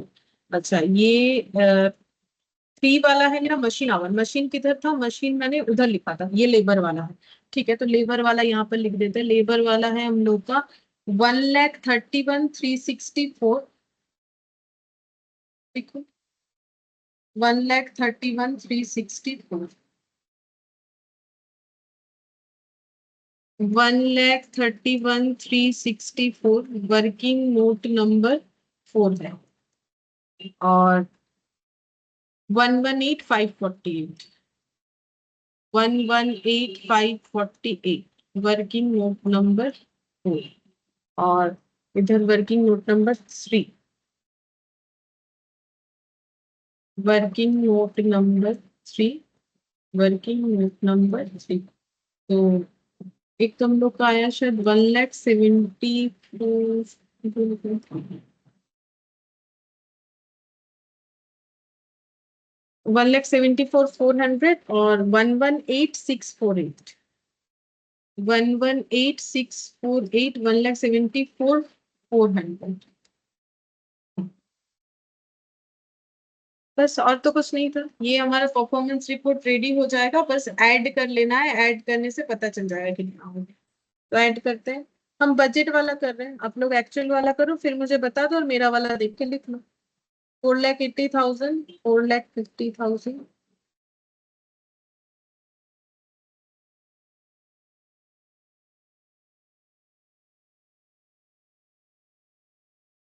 5,76,000, 5,62,000, इस पे 500, 1,80,000, 1,90,000, 1,80,000 और 90। 1,20,000, 1,125 का बच गया। 25,71,000, हाँ ठीक है। इधर वाला हुआ 26,31,860. 860। यही करने बोला था, ठीक है, और कुछ नहीं। ये क्वेश्चन भी हम लोग का कंप्लीट होता है। अब इसके बाद हम लोग का एक केस सिनेरियो है, जो देखने में तो काफी बड़ा है लेकिन छोटा छोटा क्वेश्चन है उसमें। तो केस सिनेरियो में क्या बोला है देखते हैं। During half year ending inter departmental review meeting of P limited, बोल रहा है कि जब हाफ ईयर एंड हुआ, मतलब आधे साल जब कंप्लीट हुआ, तब एक इंटर डिपार्टमेंटल मीटिंग बुलाया है पी लिमिटेड ने, ठीक है, कुछ रिव्यू करने के लिए। क्या cost variance report was discussed and the performance of the department were assessed. तो रिपोर्ट जो है वेरिएंसेस का दिखाना है कि क्या कॉस्ट वेरी कर रहा है, क्यों कर रहा है, और जो है एसेस करना है डिपार्टमेंट का परफॉर्मेंस। इसके लिए मीटिंग बुलाया गया। The following figures were presented, मतलब यहाँ तो कुछ वैसा नहीं है, हमें जस्ट बोला है कि इन्होंने एक मीटिंग बुलाया है अपने कंपनी के प्रॉब्लम्स डिस्कस करने के लिए, रिपोर्ट वगैरह देखने के लिए। For a period of first 6 months of financial year following information were extracted from the books. तो रिपोर्ट में क्या दिखा होगा? तो 6 months का रिपोर्ट दिखा होगा, क्योंकि हाफ ईयर एंडिंग में इन्होंने रिपोर्ट जो है जनरेट किया। तो क्या रिपोर्ट दिख रहा है? बोल रहा है कि actual production overhead, actual production overhead हुआ है इतना, मतलब जो फैक्ट्री ओवरहेड या प्रोडक्शन ओवरहेड एक ही बात है। एक्चुअली कितना हुआ है? इतना हुआ है। द अबव अमाउंट इज, इसमें द above amount मतलब ये वाला above amount is inclusive of the following payment। इसमें क्या क्या पेमेंट इंक्लूडेड है? बोल रहा है कि paid as per court order, court ने ऑर्डर दिया था तो ये पे करना पड़ा, तो कुछ पेनल्टी वगैरह लगा होगा। Expenses of previous year booked in current year का एक्सपेंसेस इसमें इंक्लूडेड है। Paid to workers for strike period under an award, worker को स्ट्राइक पीरियड पे हमें वेजेस देना पड़ा, तो ये भी पेनल्टी जैसा ही हो गया। ऑब्सोलेट स्टोर्स रिटर्न ऑफ, तो हम लोगों ने इसके पहले जो भी क्वेश्चन किया था, एक क्वेश्चन में ऐसा दो डेटा दिया हुआ था, ठीक है, और आज ही हम लोगों ने किया ऐसा दो डेटा वाला, ठीक है, और ये वाला भी था शायद। तो ये सब क्या है, ये सब हमारा एबनॉर्मल आइटम है, ठीक है, जो हमारे रेगुलर एक्सपेंसेस का पार्ट नहीं होता है। तो इसमें से ये सारे खर्चे हमें लेस करने से हमें एक्चुअल क्या पता चलेगा, एक्चुअल ओवरहेड इनकट पता चलेगा। तो पहले ना ये डेटा लिख लेते हैं, क्योंकि इसमें तो हमें छोटा छोटा क्वेश्चन देता है ना केस सिनेरियो में, तो ये पहले हम नोट डाउन कर लेते हैं कि हमारा एक्चुअल कितना ओवरहेड है, एक्चुअल ओवरहेड इनकट, तो ये हम निकाल लेते हैं, एक्चुअल ओवरहेड इनकट कितना हो, तो निकालेंगे यहाँ पर। इसका कुछ हम उतना फॉर्मेट नहीं बना रहे क्योंकि ये तो एमसीक्यू बेस्ड है। तो 34,08,000 इसमें से हम लोगों को लेस कर देना है, इसमें से हम लोग को क्या क्या लेस करना है, यहाँ से लेस कर देंगे, नाम भी कुछ नहीं लिख रहे, डायरेक्ट लेस कर दे रहे। 4,50,000, 1,00,000, 4,20,000, तो 4,50,000, 1,00,000, 4,20,000, एक बार देखो कितना आ रहा है, और 36,000 मुझे माइनस करके एक बार बताओ कि कितना आ रहा है।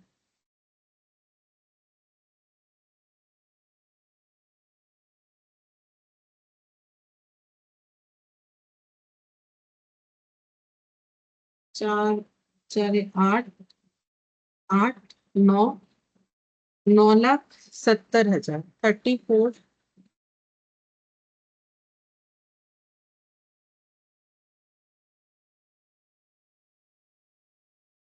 क्या इतना आ रहा है? ठीक किया है तो मैंने कैलकुलेशन।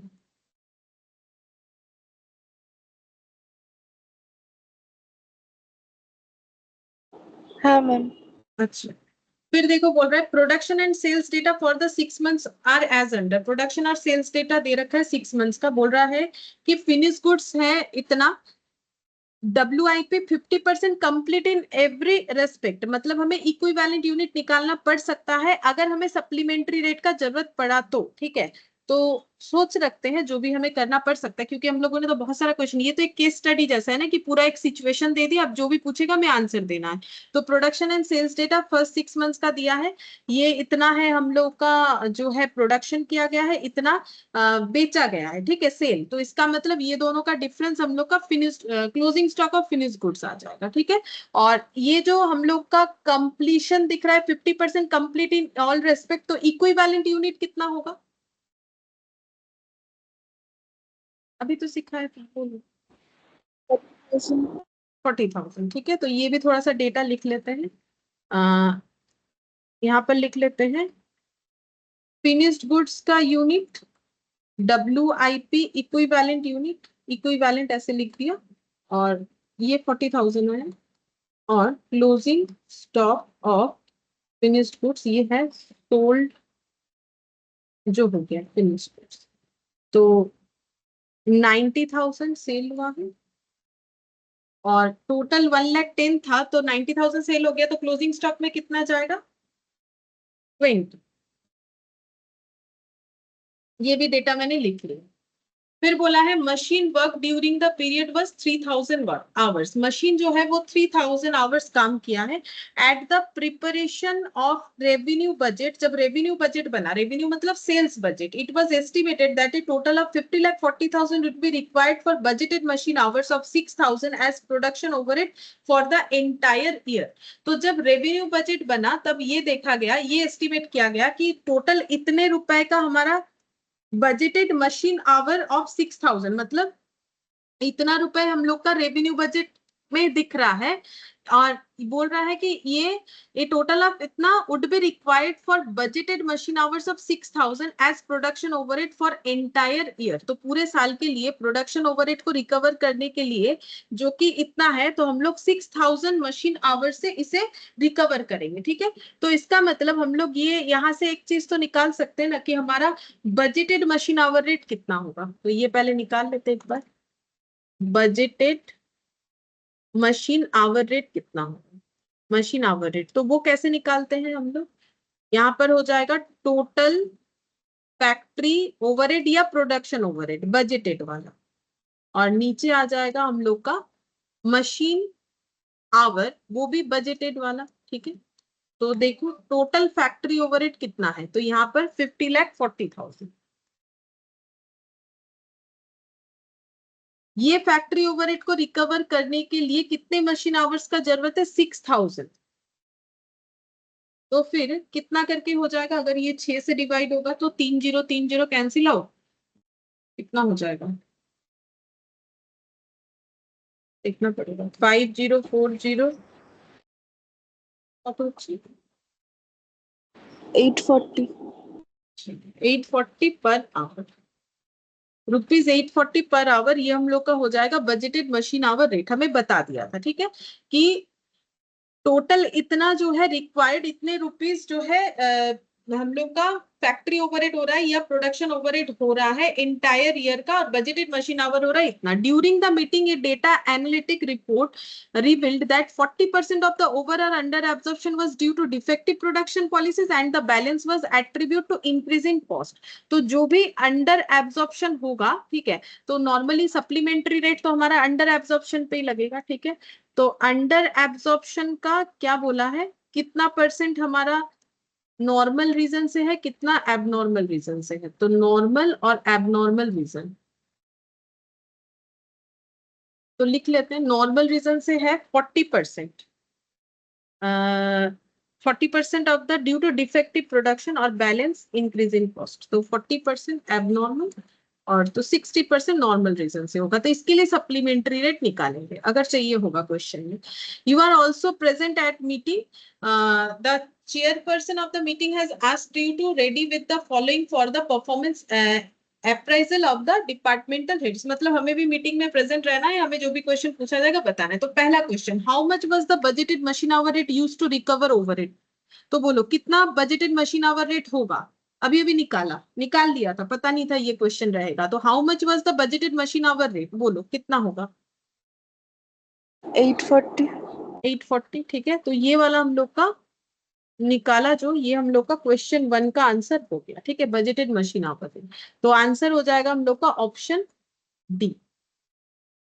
इसके बाद पूछा है, how much amount of production overhead has been recovered और absorbed up to the end of half year end. ठीक है, तो हाफ ईयर एंड तक पूछ रहा है कि कितना प्रोडक्शन ओवरहेड एब्सॉर्ब किया जाएगा।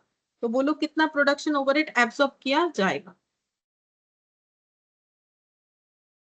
हाफ ईयर एंड तक।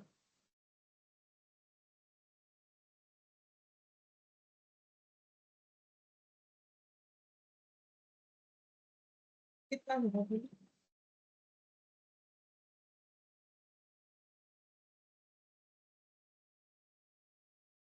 25,20,000 25,20,000। ठीक है, सही बात है। तो ये कैसे निकलेगा, तो रेट तो हमें पता है, रेट लेना है 840 at the rate of 840 machine hour, और एक्चुअली जितना आवर काम हुआ है, तो एक्चुअल कितने आवर्स काम हुए हैं यहाँ पर दिया हुआ था। अच्छा, ये रहा machine work during the period 3,000 hours, तो हम लोग एक्चुअल आवर्स के साथ ही मल्टीप्लाई करते हैं। तो 3,000 आवर्स इंटू 840 करने से आ जाएगा 25,20,000, यानी ऑप्शन ए। फिर इसके बाद बोला है what is the amount of over और अंडर एब्जॉर्प्शन। बोलो ओवर या अंडर एब्जॉर्प्शन कितना होगा, तो दोनों का डिफरेंस निकालेंगे। ओवर या अंडर एब्जॉर्प्शन कितना होगा, तो एक्चुअली इतना हुआ है और यहाँ पर कितना आया, ये हम लोगों ने एब्जॉर्ब करवाया, तो कितना होगा, ये दोनों का डिफरेंस 24,02,000, ये हम लोग का है एक्चुअल, और बजटेड यानी एब्जॉर्ब कितना है, हम लोगों ने एब्जॉर्ब कितना करवाया अभी कैलकुलेट किया 25,20,000। तो हम लोगों ने क्या किया है, ज्यादा एब्जॉर्ब करवा दिया। एक्चुअली हमारा 24,08,000 था, ठीक है, तो हम लोगों ने ज्यादा एब्जॉर्ब करवा दिया है, तो ओवर एब्जॉर्प्शन हुआ है। तो बोलो कितना हुआ है, दोनों का डिफरेंस 1,18,000. 1,18,000 और क्या हुआ है ओवर एब्जॉर्प्शन, क्योंकि हमारा एक्चुअली खर्चा कम है जबकि हम लोगों ने एब्जॉर्ब करवाया 25,20,000, तो आंसर हो जाएगा 1,18,000 ओवर एब्जॉर्ब। तो ऑप्शन ए होगा। देखो नीचे अंडर एब्जॉर्ब भी दिया हुआ है, तो इसीलिए कंसेप्ट क्लियर होना चाहिए। 1,18,000 कैलकुलेट करने से नहीं होगा, ओवर या अंडर वो भी तो पता होना चाहिए ना, नहीं तो हम लोग कैसे आंसर देंगे। फिर फोर्थ नंबर पे देखते हैं, what is the supplementary rate for apportionment of over or under absorption overhead over WIP finished goods and cost of sales। तो सिर्फ हमें रेट पूछा है जो कि ये तीनों में डिस्ट्रीब्यूट होगा। तो रेट कैसे निकालेंगे, तो हम लोग का एब्जॉर्प्शन जितना आया है उस पे कितना लगाना पड़ेगा, 60%। ठीक है, नॉर्मल उतने पे होगा ना, तो कैसे हो जाएगा 1,18,000 इंटू 60% डिवाइडेड बाई, हमें यूनिट लिखना पड़ेगा। यूनिट हम लोगों ने यहाँ पर लिखा था, ठीक है। इसका 90,000, 40 और 20, इसका टोटल 90,000, 40,000 और 20,000। तो ये डिवाइड करने से आ जाएगा सप्लीमेंट्री रेट। ए सार लिख दिया मैंने शॉर्टकट में। तो सप्लीमेंट्री रेट हम लोग का कितना आ रहा है, ओ अच्छा 1,18,000 का 60%। हाँ अच्छा 60% लिखा है मैंने, मुझे लगा हम 1,18,000 पे ही करते हैं।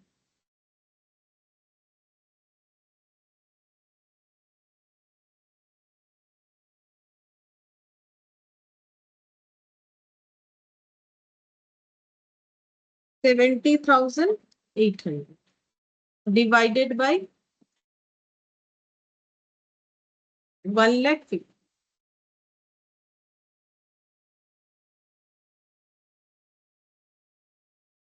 या 0.472 पर यूनिट। 0.472 देखते हैं कुछ ऑप्शन में है तो हाँ है, ऑप्शन बी 0.472। तो ऑप्शन बी लिख देंगे। फिफ्थ नंबर, फिफ्थ नंबर है what is the amount of over और under absorption overhead apportion to WIP। WIP में कितना एपोर्शन होगा, तो ये वाला रेट 0.472 इंटू इक्विवेलेंट यूनिट जो कि 20,000 था, तो इसका मल्टीप्लीकेशन करने से जितना आएगा उतना नहीं। तो 9,440 इतना डिस्ट्रीब्यूट करना पड़ेगा। तो ये ऑप्शन में है ऑप्शन ए। फिफ्थ का हो जाएगा ऑप्शन ए।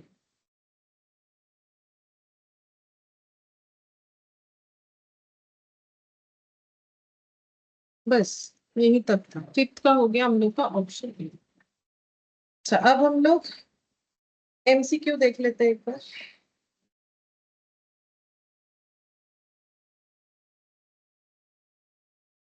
हम एक बार ना केस सिनेरियो का आंसर जो है एक बार चेक कर लेते हैं, क्योंकि मेरा ये देखा हुआ नहीं है कि आंसर 1 का डी, 2 का ए, 3 का ए, 4 का बी और 5 का सी। 5 का सी होगा बोल रहा है 18,880।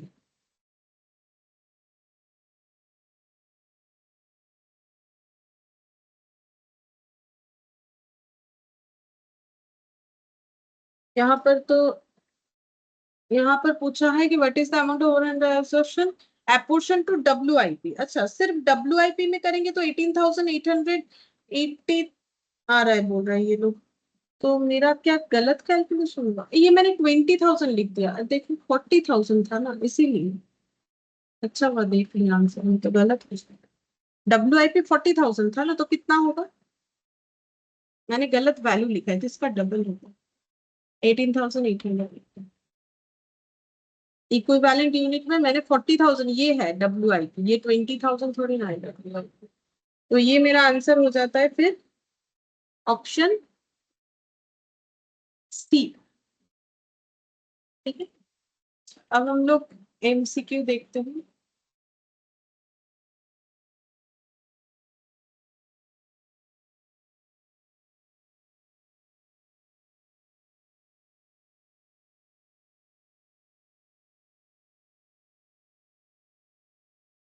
यहाँ से पूछते हैं, एंड से हम लोग करते हैं MCQ। ठीक है, तो 10th नंबर में बोला है कि which of the following overhead cost may not be apportioned on the basis of direct wages, इसमें से कौन सा ऐसा कॉस्ट है जो हमें डायरेक्ट वेजेस के बेसिस पे डिस्ट्रीब्यूट नहीं करना चाहिए? तो कॉमन सेंस से ही बताना पड़ेगा, बोलो कौन सा ऐसा खर्चा है जो डायरेक्ट वेजेस के बेसिस पे नहीं करना चाहिए, मतलब डायरेक्ट वेजेस से जिसका दूर दूर तक कोई लिंक नहीं है, तो कौन सा लग रहा है? उसको लग रहा होगा जो वर्कर से या वर्कर को वेजेस दिया जाता है, वेजेस से रिलेटेड नहीं है, ऐसा कौन सा है? बोलो। Workers holiday pay, perquisite to worker, ESI contribution, managerial salary, इसमें से कौन सा ऐसा खर्चा है जो वर्क वेजेस पे बेस्ड करके नहीं पे होता है? Managerial salary. हाँ, ये क्योंकि ये वर्कर वाला बात नहीं, ये तो एडमिनिस्ट्रेशन का पार्ट संभालते हैं ना वर्कर। डायरेक्ट वेजेस मतलब क्या? जो प्रोडक्शन फैक्ट्री में काम करते हैं उनका बात हो रहा है, मैनेजर थोड़ी ना फैक्ट्री में काम करता है। तो 10 का डी हो जाएगा। फिर उसके बाद यहाँ पर the difference between actual factory overhead and absorb factory overhead will be usually at the minimum level provided pre determined overhead rate is based on. बोल रहा है कि जब हम लोग दोनों ओवरहेड का डिफरेंस निकालते हैं ना, कहीं एक्चुअल और एब्जॉर्ब, फिर अंडर या ओवर एब्जॉर्प्शन निकालते हैं, बोल रहा है ये कब मिनिमम होगा? बोल रहा है कि जब प्री डिटरमाइंड रेट हम लोग किसके ऊपर निकालेंगे? Maximum capacity, direct labour our, machine our या नॉर्मल कैपेसिटी, किस पे निकालने से हमारा सबसे मिनिमम आएगा? तो देखो, डायरेक्ट लेबर आवर या मशीन आवर पे मिनिमम आएगा या मैक्सिमम आएगा, ऐसा तो हम लोगों ने कुछ पढ़ा नहीं है। वो एक बेसिस होता है कि भाई लेबर का खर्चा, जहां लेबर ओरिएंटेड काम है तो लेबर आवर के बेसिस पे करो, मशीन ओरिएंटेड काम है तो मशीन आवर के बेसिस पे करो, ठीक है? तो ये दोनों तो नहीं होगा। अब रहा मैक्सिमम कैपेसिटी और नॉर्मल कैपेसिटी का बात है। तो कौन सी कैपेसिटी में, एक्चुअली ये कैपेसिटी जो है ये मशीन का बात हो रहा है, ठीक है? कि मशीन कौन से कैपेसिटी में यूटिलाइज करने से और उस कैपेसिटी से अगर हम लोग डिवाइड करें तो वहां पर मिनिमम आएगा। तो आंसर ए या डी में से कोई एक होना चाहिए, नॉर्मल कैपेसिटी या फिर मैक्सिमम कैपेसिटी। तो उसके लिए ना एक्चुअली ये कैपेसिटी वाला पॉइंट हमें थोड़ा पढ़ना पड़ेगा। देखते हैं आज अगर हो पाएगा तो हम बताएंगे। यहाँ पर थोड़ा थोड़ा ही है कि कौन सी कैपेसिटी का मतलब कितना होता है। चलो हम एक बार देखते हैं। यहाँ पर अभी हमारे क्वेश्चन में जो कैपेसिटी दिया हुआ था, एक था हम लोग का नॉर्मल कैपेसिटी, आई थिंक। एक काम करते हैं, इसको इग्नोर करके पहले जो बिना कैपेसिटी वाला क्वेश्चन है वो कर लेते हैं, उसके बाद समय बचेगा तो ये करेंगे, नहीं तो इसके चक्कर में बाकी भी नहीं होगा। तो अभी 9th वाला स्किप करते हैं। 8th वाला भी कैपेसिटी है। चलो 7th वाला ये बताओ। बैड डेब्ट is example of distribution overhead, production overhead, selling overhead, administration overhead. अगर बैड डेब्ट है तो वो कौन से ओवरहेड का पार्ट है? बैड डेब्ट क्यों होता है सोचो, तभी पता चल जाए।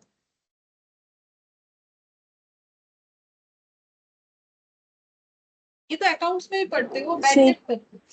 हाँ, सेलिंग ओवरहेड, सी, ऑप्शन सी, ठीक है, सेलिंग ओवरहेड का पार्ट होगा। अच्छा, अब नेक्स्ट यहाँ पर देखते हैं। हाँ, ये वाला भी बता सकते हैं। Which of the following is not the classification of overhead based on functionality, ठीक है? फंक्शन के ऊपर बेसिस करके कौन सा ओवरहेड का क्लासिफिकेशन नहीं है? Factory overhead, administration overhead, fixed overhead, selling overhead, कौन सा फंक्शन के बेसिस पे ओवरहेड का क्लासिफिकेशन नहीं है? Fixed overhead. फिक्स्ड ओवरहेड सही है। तो ऑप्शन सी, ये जो है नेचर के हिसाब से होता है। तो बेसिक वाला क्लास में हम लोगों ने किया था। Directors remuneration and expenses form part of, director remuneration और एक्सपेंसेस किसका पार्ट है? प्रोडक्शन ओवरहेड का, एडमिनिस्ट्रेशन ओवरहेड का, सेलिंग ओवरहेड का, डिस्ट्रीब्यूशन ओवरहेड? एडमिनिस्ट्रेशन। एडमिनिस्ट्रेशन, क्योंकि डायरेक्टर एडमिनिस्ट्रेशन से रिलेटेड होते हैं, वो सेलिंग पार्ट नहीं संभालते हैं। तो सेलिंग पार्ट तो सेल्स एजेंट या सेल्स मैनेजर संभालते हैं, डिस्ट्रीब्यूशन वाला पार्ट भी वही संभालते हैं, मतलब सेलिंग एजेंट या सेल्स मैनेजर। प्रोडक्शन वाला काम जो है वो सुपरवाइजर वगैरह संभालते हैं। तो एडमिनिस्ट्रेशन से रिलेटेड बात है डायरेक्टर का मतलब, तो बी हो जाएगा। Primary packing cost is a part of. अब प्राइमरी पैकिंग बता देते क्या होता है। प्राइमरी और सेकेंडरी दो तरीके का पैकिंग होता है। तो प्राइमरी पैकिंग मतलब जो पैकिंग के बिना हम लोग प्रोडक्ट को बेच ही नहीं सकते। जैसे मान लो कि जो हम लोग एडिबल ऑयल जो हम लोग कंज्यूम करते हैं ना, जैसे जो कंज्यूम करते हैं, जैसे सरसों का तेल हमारे बंगाल में ज्यादा यूज होता है, ठीक है, कहीं नारियल का तेल यूज होता है साउथ इंडिया में, तो वो सब देखो तेल आइटम जो है ना, तो उसका एक बेसिक पैकिंग लगेगा। आप जैसा भी कर लो, चाहे वो मतलब ग्लास बॉटल यूज कर लो, प्लास्टिक बॉटल यूज कर लो, कुछ ना कुछ तो चाहिए, ठीक है। इसको बोलते हैं प्राइमरी पैकिंग। लेकिन सेकेंडरी पैकिंग क्या होता है, चीजों को अट्रैक्टिव बनाने के लिए जब हम लोग कोई पैकिंग करते हैं, इसे सेकेंडरी पैकिंग बोलते हैं, ठीक है। तो अब यहाँ पर पूछा है प्राइमरी पैकिंग का जो खर्चा है वो हम लोग किसका पार्ट करेंगे, मेटेरियल, डायरेक्ट मेटेरियल कॉस्ट का पार्ट करेंगे, प्रोडक्शन कॉस्ट का पार्ट करेंगे, सेलिंग ओवरहेड का पार्ट करेंगे, डिस्ट्रीब्यूशन ओवरहेड का पार्ट करेंगे, कौन सा होगा, क्या लगता है?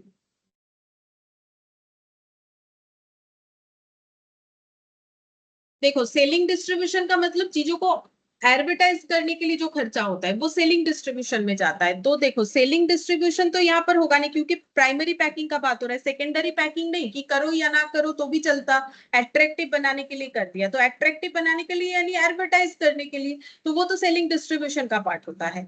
लेकिन यहाँ पर प्राइमरी पैकिंग का बात है, तो ये दोनों में से कुछ एक होगा। तो प्राइमरी पैकिंग हम लोग, जब प्राइमरी पैकिंग का कॉस्ट होगा तो वो हम लोग किस में चार्ज करेंगे, मतलब वो मटेरियल में ऐड कर देंगे कि प्रोडक्शन कॉस्ट में ऐड करना चाहिए, मतलब क्या वो मटेरियल का पार्ट प्रोडक्ट है कि, हाँ प्रोडक्शन, ठीक है।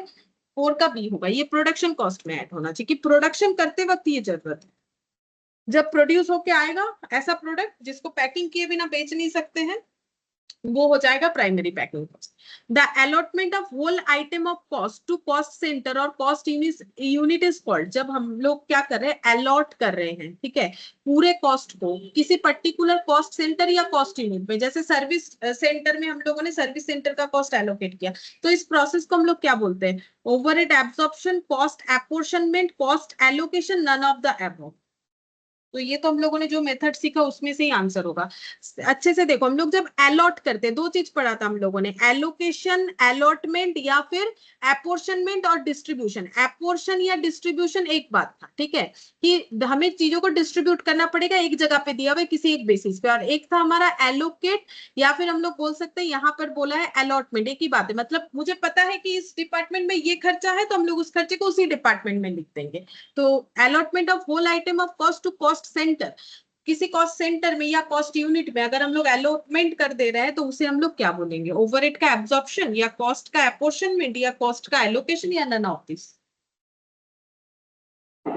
Cost allocation. हाँ, उसको हम लोग एलोकेशन बोलते हैं, अभी लिखा भी था हम लोगों ने यहाँ पर, तो कॉस्ट का एलोकेशन बोलते हैं। देखो एपोर्शनमेंट मतलब डिस्ट्रीब्यूशन, यार डिस्ट्रीब्यूशन का तो बात ही नहीं बोल रहा है, अलॉट कर देते हैं पर्टिकुलर खर्चा, टोटल खर्चा मुझे पता है इसी में जाना चाहिए, तो फिर एपोर्शनमेंट तो होने से रहा। एब्जॉर्प्शन मतलब तो फिनिश गुड्स में जब रेट के हिसाब से लगाते हैं, तो ए भी तो होगा ही नहीं और डी भी नहीं होगा, क्योंकि आंसर सी है हम लोग का, नन ऑफ दिस हम लोग क्यों बोले।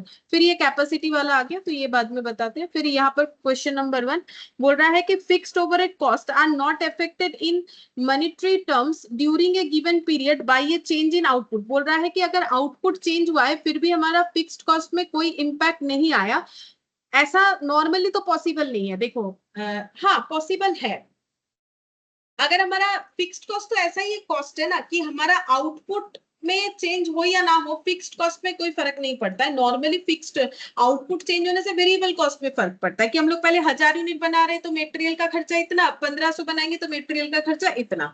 लेकिन फिक्स्ड ओवरहेड कॉस्ट जो है उसमें हमारा जो है आउटपुट चेंज होने से नॉर्मली कोई इंपैक्ट नहीं आता है, लेकिन अगर बहुत ज्यादा अमाउंट से चेंज हो रहा है तब तो इंपैक्ट आ सकता है, तब वो हमारा स्टेप कॉस्ट की तरह हो जाता है। तो यहाँ पर पूछा है but this statement hold goods provided, ये स्टेटमेंट सही है लेकिन कब नहीं है, बोल रहा है कि increase in output is not sustainable, sorry substantial, मतलब उतना इंपॉर्टेंट नहीं है। Increase in output is substantial यानी इंपॉर्टेंट है, both A and B, none of the above. बोल रहा है fixed overhead cost are not affected in monetary terms, मतलब फिक्स्ड ओवरहेड का खर्चा हमारा कम या ज्यादा नहीं होगा। नॉट अफेक्टेड मतलब जैसा है वैसा ही रहेगा। During a given period by A change in output, अगर किसी एक पीरियड में आउटपुट चेंज हुआ फिर भी हमारा फिक्स्ड ओवरहेड का कॉस्ट जो है मतलब नॉट अफेक्टेड रहेगा। तो but this statement hold goods provided, ये स्टेटमेंट सही है लेकिन प्रोवाइडेड क्या, increase in output is not substantial. ये कब पॉसिबल है कि आउटपुट इंक्रीज हुआ बट फिक्स्ड कॉस्ट पे कोई इंपैक्ट नहीं आया, तो ये कब पॉसिबल है कि हमारा आउटपुट में जो चेंजेस हुआ वो उतना इंपॉर्टेंट नहीं है, या फिर आउटपुट का चेंजेस इंपॉर्टेंट है, both A and B, none of that. मतलब जैसे देखो यहाँ पर 5 लोग बैठ सकते हैं इस रूम में, ठीक है। 5 लोगों का ये रूम का रेंट है मान लो 1000 रुपए, एक एग्जाम्पल दे रहे हैं, 5 लोग रह सकते, ठीक है। अब यहाँ पर नॉर्मली एक ही जन रहता है, ठीक है, एक जन रहता है तो भी वो 1000 रुपए देता है। अब 2 जन रहने लगा तो भी 1000, 3 जन तो भी 1000, मतलब टोटल में 1000। अब इनमें डिस्ट्रीब्यूट हो जाएगा वो बात अलग है, ठीक है, 1000 रुपए। अब यहाँ पर ना जो है 6 जन नहीं रह सकते हैं, तो जैसे 6 जन रहने जाएंगे थोड़ा बड़ा रूम लेना पड़ेगा। मतलब अगर हमारा यहाँ पर नंबर ऑफ पर्सन इंक्रीज हो रहा है यानी आउटपुट, ठीक है, नंबर ऑफ पर्सन अगर इंक्रीज हो रहा है तो अगर मेरा खर्चा बढ़ रहा है तो ये खर्चा कब बढ़ेगा, जब यहाँ पर कैपेसिटी नहीं रहेगा। मतलब ये जो हमारा आउटपुट जो इंक्रीज हुआ, मतलब ह्यूमन बीइंग जो एक्स्ट्रा रह रहे हैं उसमें अगर हमारा इंपैक्ट आ रहा है। लेकिन मान लो ये 6 नंबर इंसान भी अगर यहाँ रह जाए तो इतना जगह है कि रह सकता है, कोई प्रॉब्लम नहीं। वैसे 5 जन के लिए लिया गया था, 6 जन भी रह सकता है। मतलब एक आधा जन अगर बढ़ जाए तो कोई इश्यूज नहीं है, यानी हमारे 1000 पे ही काम चल जाएगा। मतलब हमारा फिक्स खर्चा चेंज नहीं होगा। तो इसका मतलब एक जन कम या ज्यादा रहे, अगर एक जन आ जा रहा है तो इररिलेवेंट है, क्योंकि इतना भी प्रॉब्लमेटिक नहीं है, रह सकते हैं तो 1000 में ही काम चल जाएगा। लेकिन अगर नहीं चलता तो फिर हमें थोड़ा बड़ा घर लेना पड़ता। मान लो वो 1200 रुपए का हो गया जहां 6 लोग रह सकते हैं, ठीक है। अब अगर मेरा ये बात समझ में आया, अब बोलो कि fixed overhead cost not affected in monetary terms, ये 1000 रुपए का इंपैक्ट 1200 में नहीं आएगा।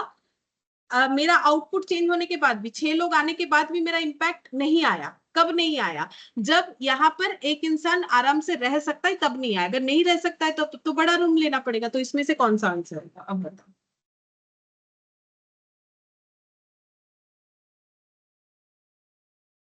बोलो, अगर आउटपुट जो इंक्रीज हुआ वो क्या है हमारे लिए? Option B.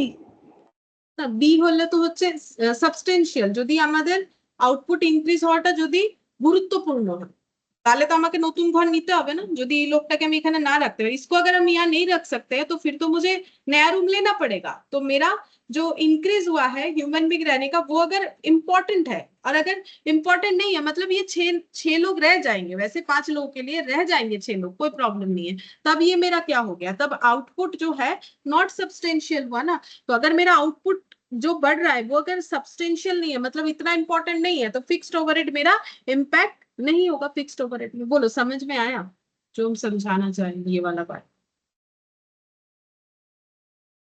बोलो, समझ में यस आया? मैम। यही पूछ रहे थे, ठीक है। और ये कैपेसिटी वाला जो क्वेश्चन है यहाँ पर,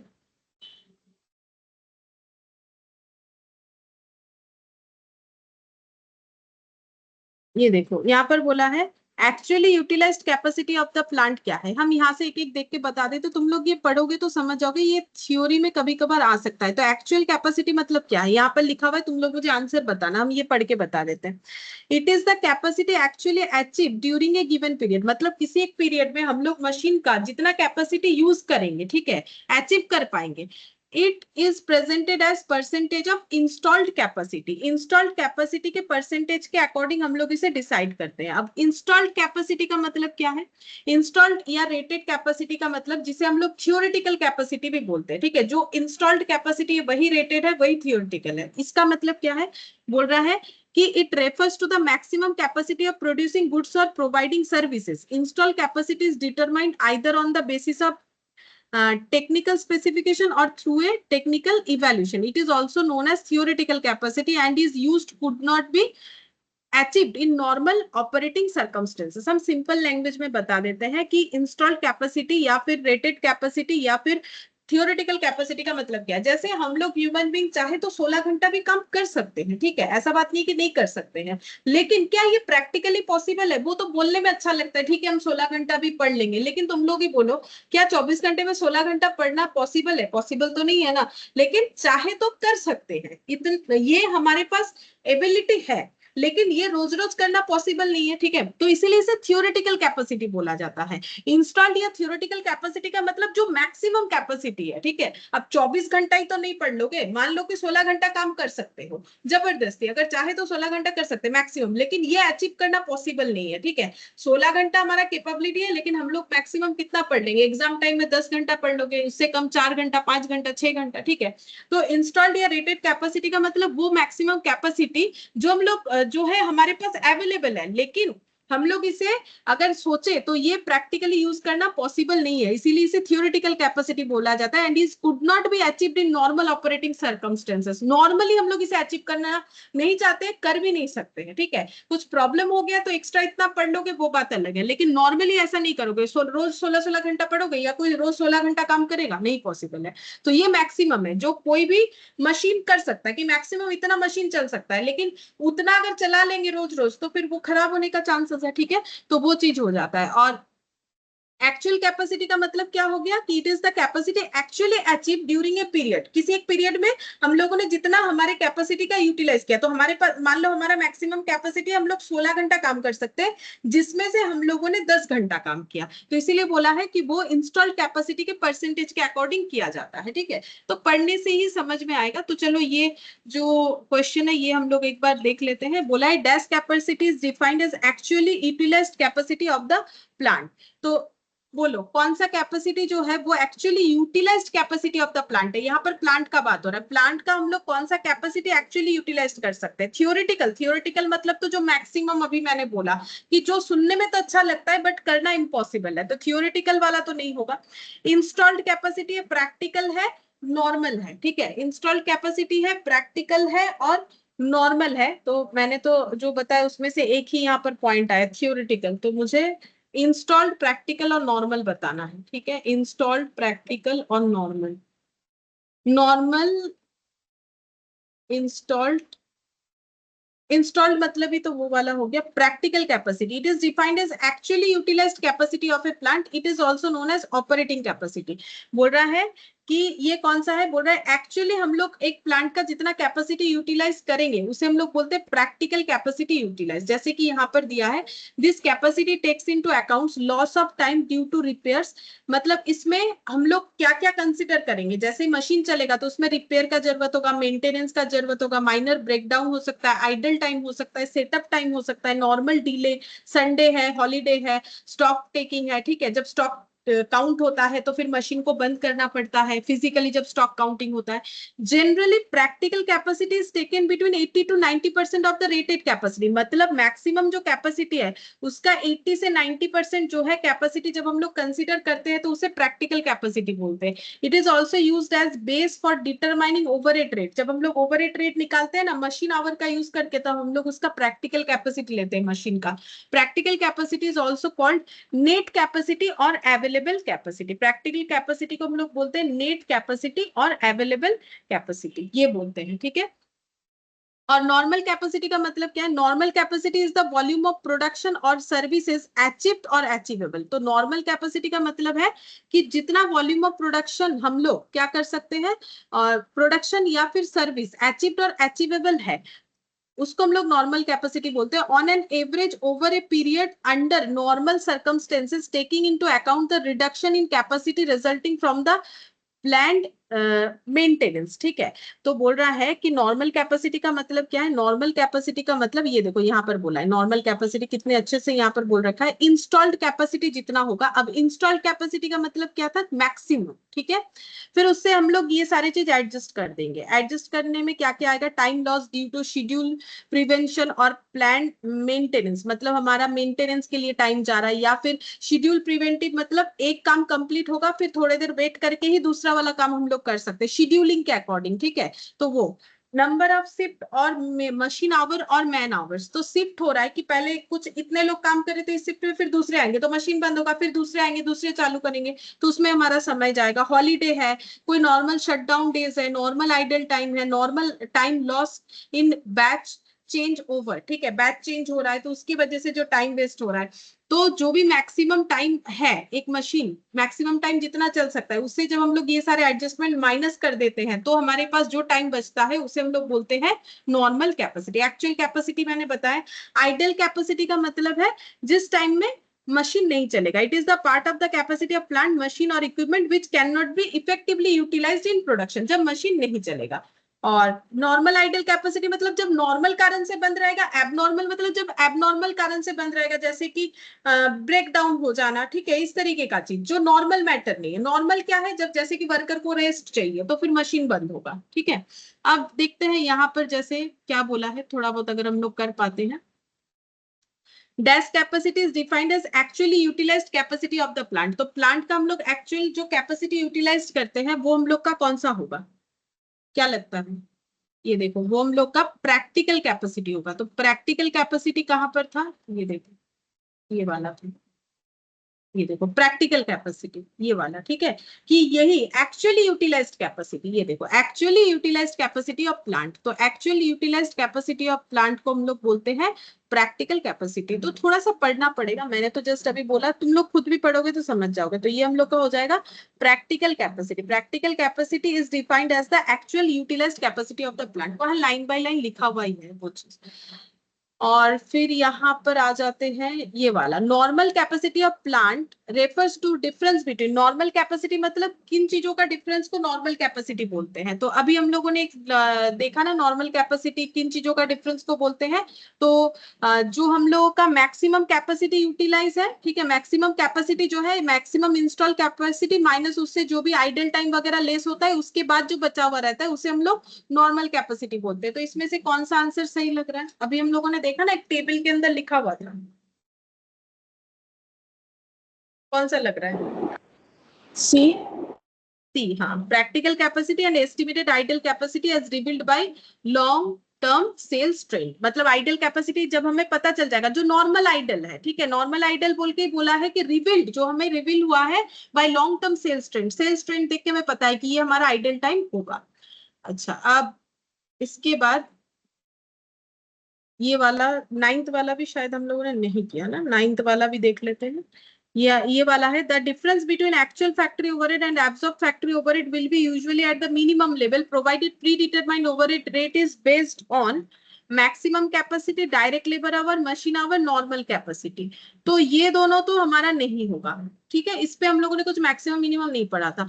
तो जब हम लोग मशीन आवर रेट, जब हम लोग ओवर या अंडर एब्जॉर्प्शन निकाल रहे हैं तो हम लोग कैसे निकालते हैं? एक्चुअल इनकट, ठीक है, और एब्जॉर्ब। तो ये निकालने से बोल रहा है कि जब हमारा overhead will be usually at the minimum level, मतलब जो डिफरेंस है वो मिनिमम तब होगा ना जब इन दोनों में डिफरेंसेस कम होगा। अब डिफरेंसेस कब कम होगा? तो हम लोग ये तो एक्चुअल बेसिस पे निकालते हैं। और ये कैसे निकालते हैं? ये हम लोग निकालते हैं एक्चुअल आवर्स अगर है तो एक्चुअल आवर्स वर्क इनटू जो बजटेड रेट है। तो बजटेड रेट के ऊपर ही सारा चीज डिपेंड करेगा ना, ये तो थोड़ी ना चेंज होने वाला है। तो बजटेड रेट हम लोग किस पे निकालने से हमारे लिए ये मिनिमम आएगा। तो बजटेड रेट हम लोग कैसे निकालते हैं? Total factory overhead divided by basis, ठीक है। तो अब बेसिस में हमारा मशीन आवर का ही बात हो रहा है, तो इसीलिए नॉर्मल और मैक्सिमम कैपेसिटी ये दो ऑप्शन हमारे पास बचा। तो यहाँ पर कौन सा कैपेसिटी लेके अगर हम लोग क्वेश्चन करें तो हमारा ये डिफरेंसेस मिनिमम आएगा, मैक्सिमम कैपेसिटी या नॉर्मल कैपेसिटी। कौन सा प्रैक्टिकल है? क्या हम लोग मैक्सिमम कैपेसिटी में काम कर सकते हैं या नॉर्मल कैपेसिटी में काम करना आसान है? नॉर्मल। नॉर्मल। ये तो अचीवेबल है ही नहीं ना, 16 घंटा थोड़ी ना, मतलब बोल दिए थोड़ी ना इतना पॉसिबल है कि 16 घंटा मशीन चला लेंगे, काम कर लेंगे, ये तो पॉसिबल नहीं। तो नॉर्मल कैपेसिटी पे होता है, ठीक है। तो ये हम लोग का हो गया। और मैंने ये जो कैपेसिटी यूटिलाइज, ये थियोरेटिकली पूछ सकता है, तो तुम लोग एक एक लाइन पढ़ोगे तो समझ जाओगे। वैसे मैंने पूरा ही बता दिया एक एक करके कि कौन सा क्या कैपेसिटी है। तो इंस्टॉल्ड या रेटेड कैपेसिटी का मतलब जो मैक्सिमम कैपेसिटी है लेकिन जो अचीव करना पॉसिबल नहीं, इसलिए इसे थियोरेटिकल कैपेसिटी बोलते हैं। प्रैक्टिकली मतलब जो हम लोग एक्चुअली प्लांट का जितना कैपेसिटी यूटिलाइज कर पाएंगे उसको हम लोग बोलते हैं प्रैक्टिकल कैपेसिटी, मतलब प्रैक्टिकली जो हम लोग कर पाते हैं, या फिर उसे ऑपरेटिंग कैपेसिटी बोलते हैं। और नॉर्मल कैपेसिटी का मतलब क्या है? नॉर्मल कैपेसिटी का मतलब ये हो गया जो हम लोग का मैक्सिमम कैपेसिटी, उससे जितने भी एडजस्टमेंट है नॉर्मल रीजन से, वो लेस करने के बाद जो बचेगा उसे हम लोग नॉर्मल कैपेसिटी बोलते हैं। तो फिर प्रैक्टिकल और नॉर्मल में फर्क क्या हुआ? प्रैक्टिकल में क्या होता है, ये मैक्सिमम कैपेसिटी का, ये मैक्सिमम कैपेसिटी का 80 to 90% नॉर्मली हम लोग प्रैक्टिकल कैपेसिटी लेके चलते हैं। जैसे हम लोग 16 घंटा काम कर सकते हैं, ऐसा हम लोग सोच रहे हैं, हमारा मशीन 16 घंटा चलेगा, लेकिन 16 घंटा चलाना पॉसिबल नहीं है, ठीक है, ये बहुत ज्यादा हो जाता है। तो हम लोग सोच रहे हैं कि 16 घंटा तो नहीं चलेगा, 16 घंटे का 80% कर देते हैं, उतना चल सकता है। ये बात प्रैक्टिकल है कि चलो इम्प्रैक्टिकल बात मत करो, बोलो कितना हो सकता है, तो 12.8 आवर्स चल सकता है। जैसे तुम लोग बोले 16 घंटा पढ़ लेंगे, अरे ठीक है पढ़ने का कैपेसिटी है, लेकिन थोड़ी ना 16 घंटा पढ़ लोगे, प्रैक्टिकली बोलो कितना घंटा पढ़ लोगे, नहीं 10 घंटा पढ़ लेंगे, ठीक है, वैसे हो गया। तो जैसे मैंने यहाँ 12 निकाला, लेकिन क्या 10 घंटा पढ़ ही लोगे? अब 10 घंटा पढ़ने बैठोगे तो क्या पढ़ते ही रहोगे? भूख भी लगेगा, खाना भी खाओगे, ठीक है, प्यास लगेगा, पानी भी पियोगे, तो फिर वो जब माइनस हो जाएगा वो सारे टाइम, तो उसे बोलेंगे नॉर्मल कैपेसिटी।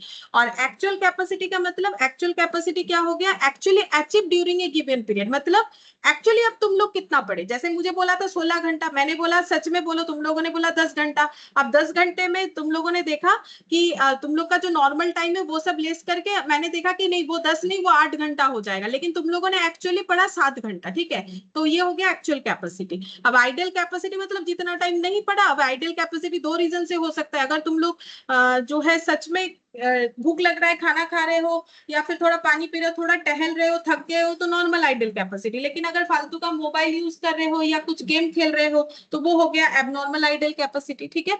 तो कैपेसिटी तो था, लेकिन एबनॉर्मल आइडियल टाइम से उसे खराब कर दिया, ठीक है। तो इस तरीके से होता है। अब ट्रीटमेंट कैसे होगा? तो सभी का जैसे ट्रीटमेंट होता है, तो नॉर्मल जो है वो तो हम लोग प्रोडक्ट की कॉस्ट में चार्ज कर सकते हैं, लेकिन जो एबनॉर्मल है वो हमें जो है कॉस्टिंग पीएल में दिखाना चाहिए। यहाँ पर उसका डिटेल्स बता रखा है, ठीक है, बहुत सारी चीज बोल रखा है, जैसे तुम लोग पढ़ोगे तो दिख जाएगा। जैसे यहाँ पर बोला है ना कि the difference between normal capacity and actual capacity utilisation, where the actual capacity is lower than the normal capacity, abnormal ideal time का, आइडियल कैपेसिटी का बताए, और कब कब होता है वो बताया, ठीक है। जैसे यहाँ पर shortage of skilled labour, absenteeism, तो ये थोड़ा एग्जांपल तुम लोग पढ़ सकते हो, और ट्रीटमेंट कैसा होगा ये पढ़ सकते हो। बाकी ओवरहेड हम लोग का कंप्लीट हो गया। नेक्स्ट क्लास में हम लोग जो है एक्टिविटी बेस्ड कॉस्टिंग ये चालू करेंगे, ठीक है। फिर आज इतना।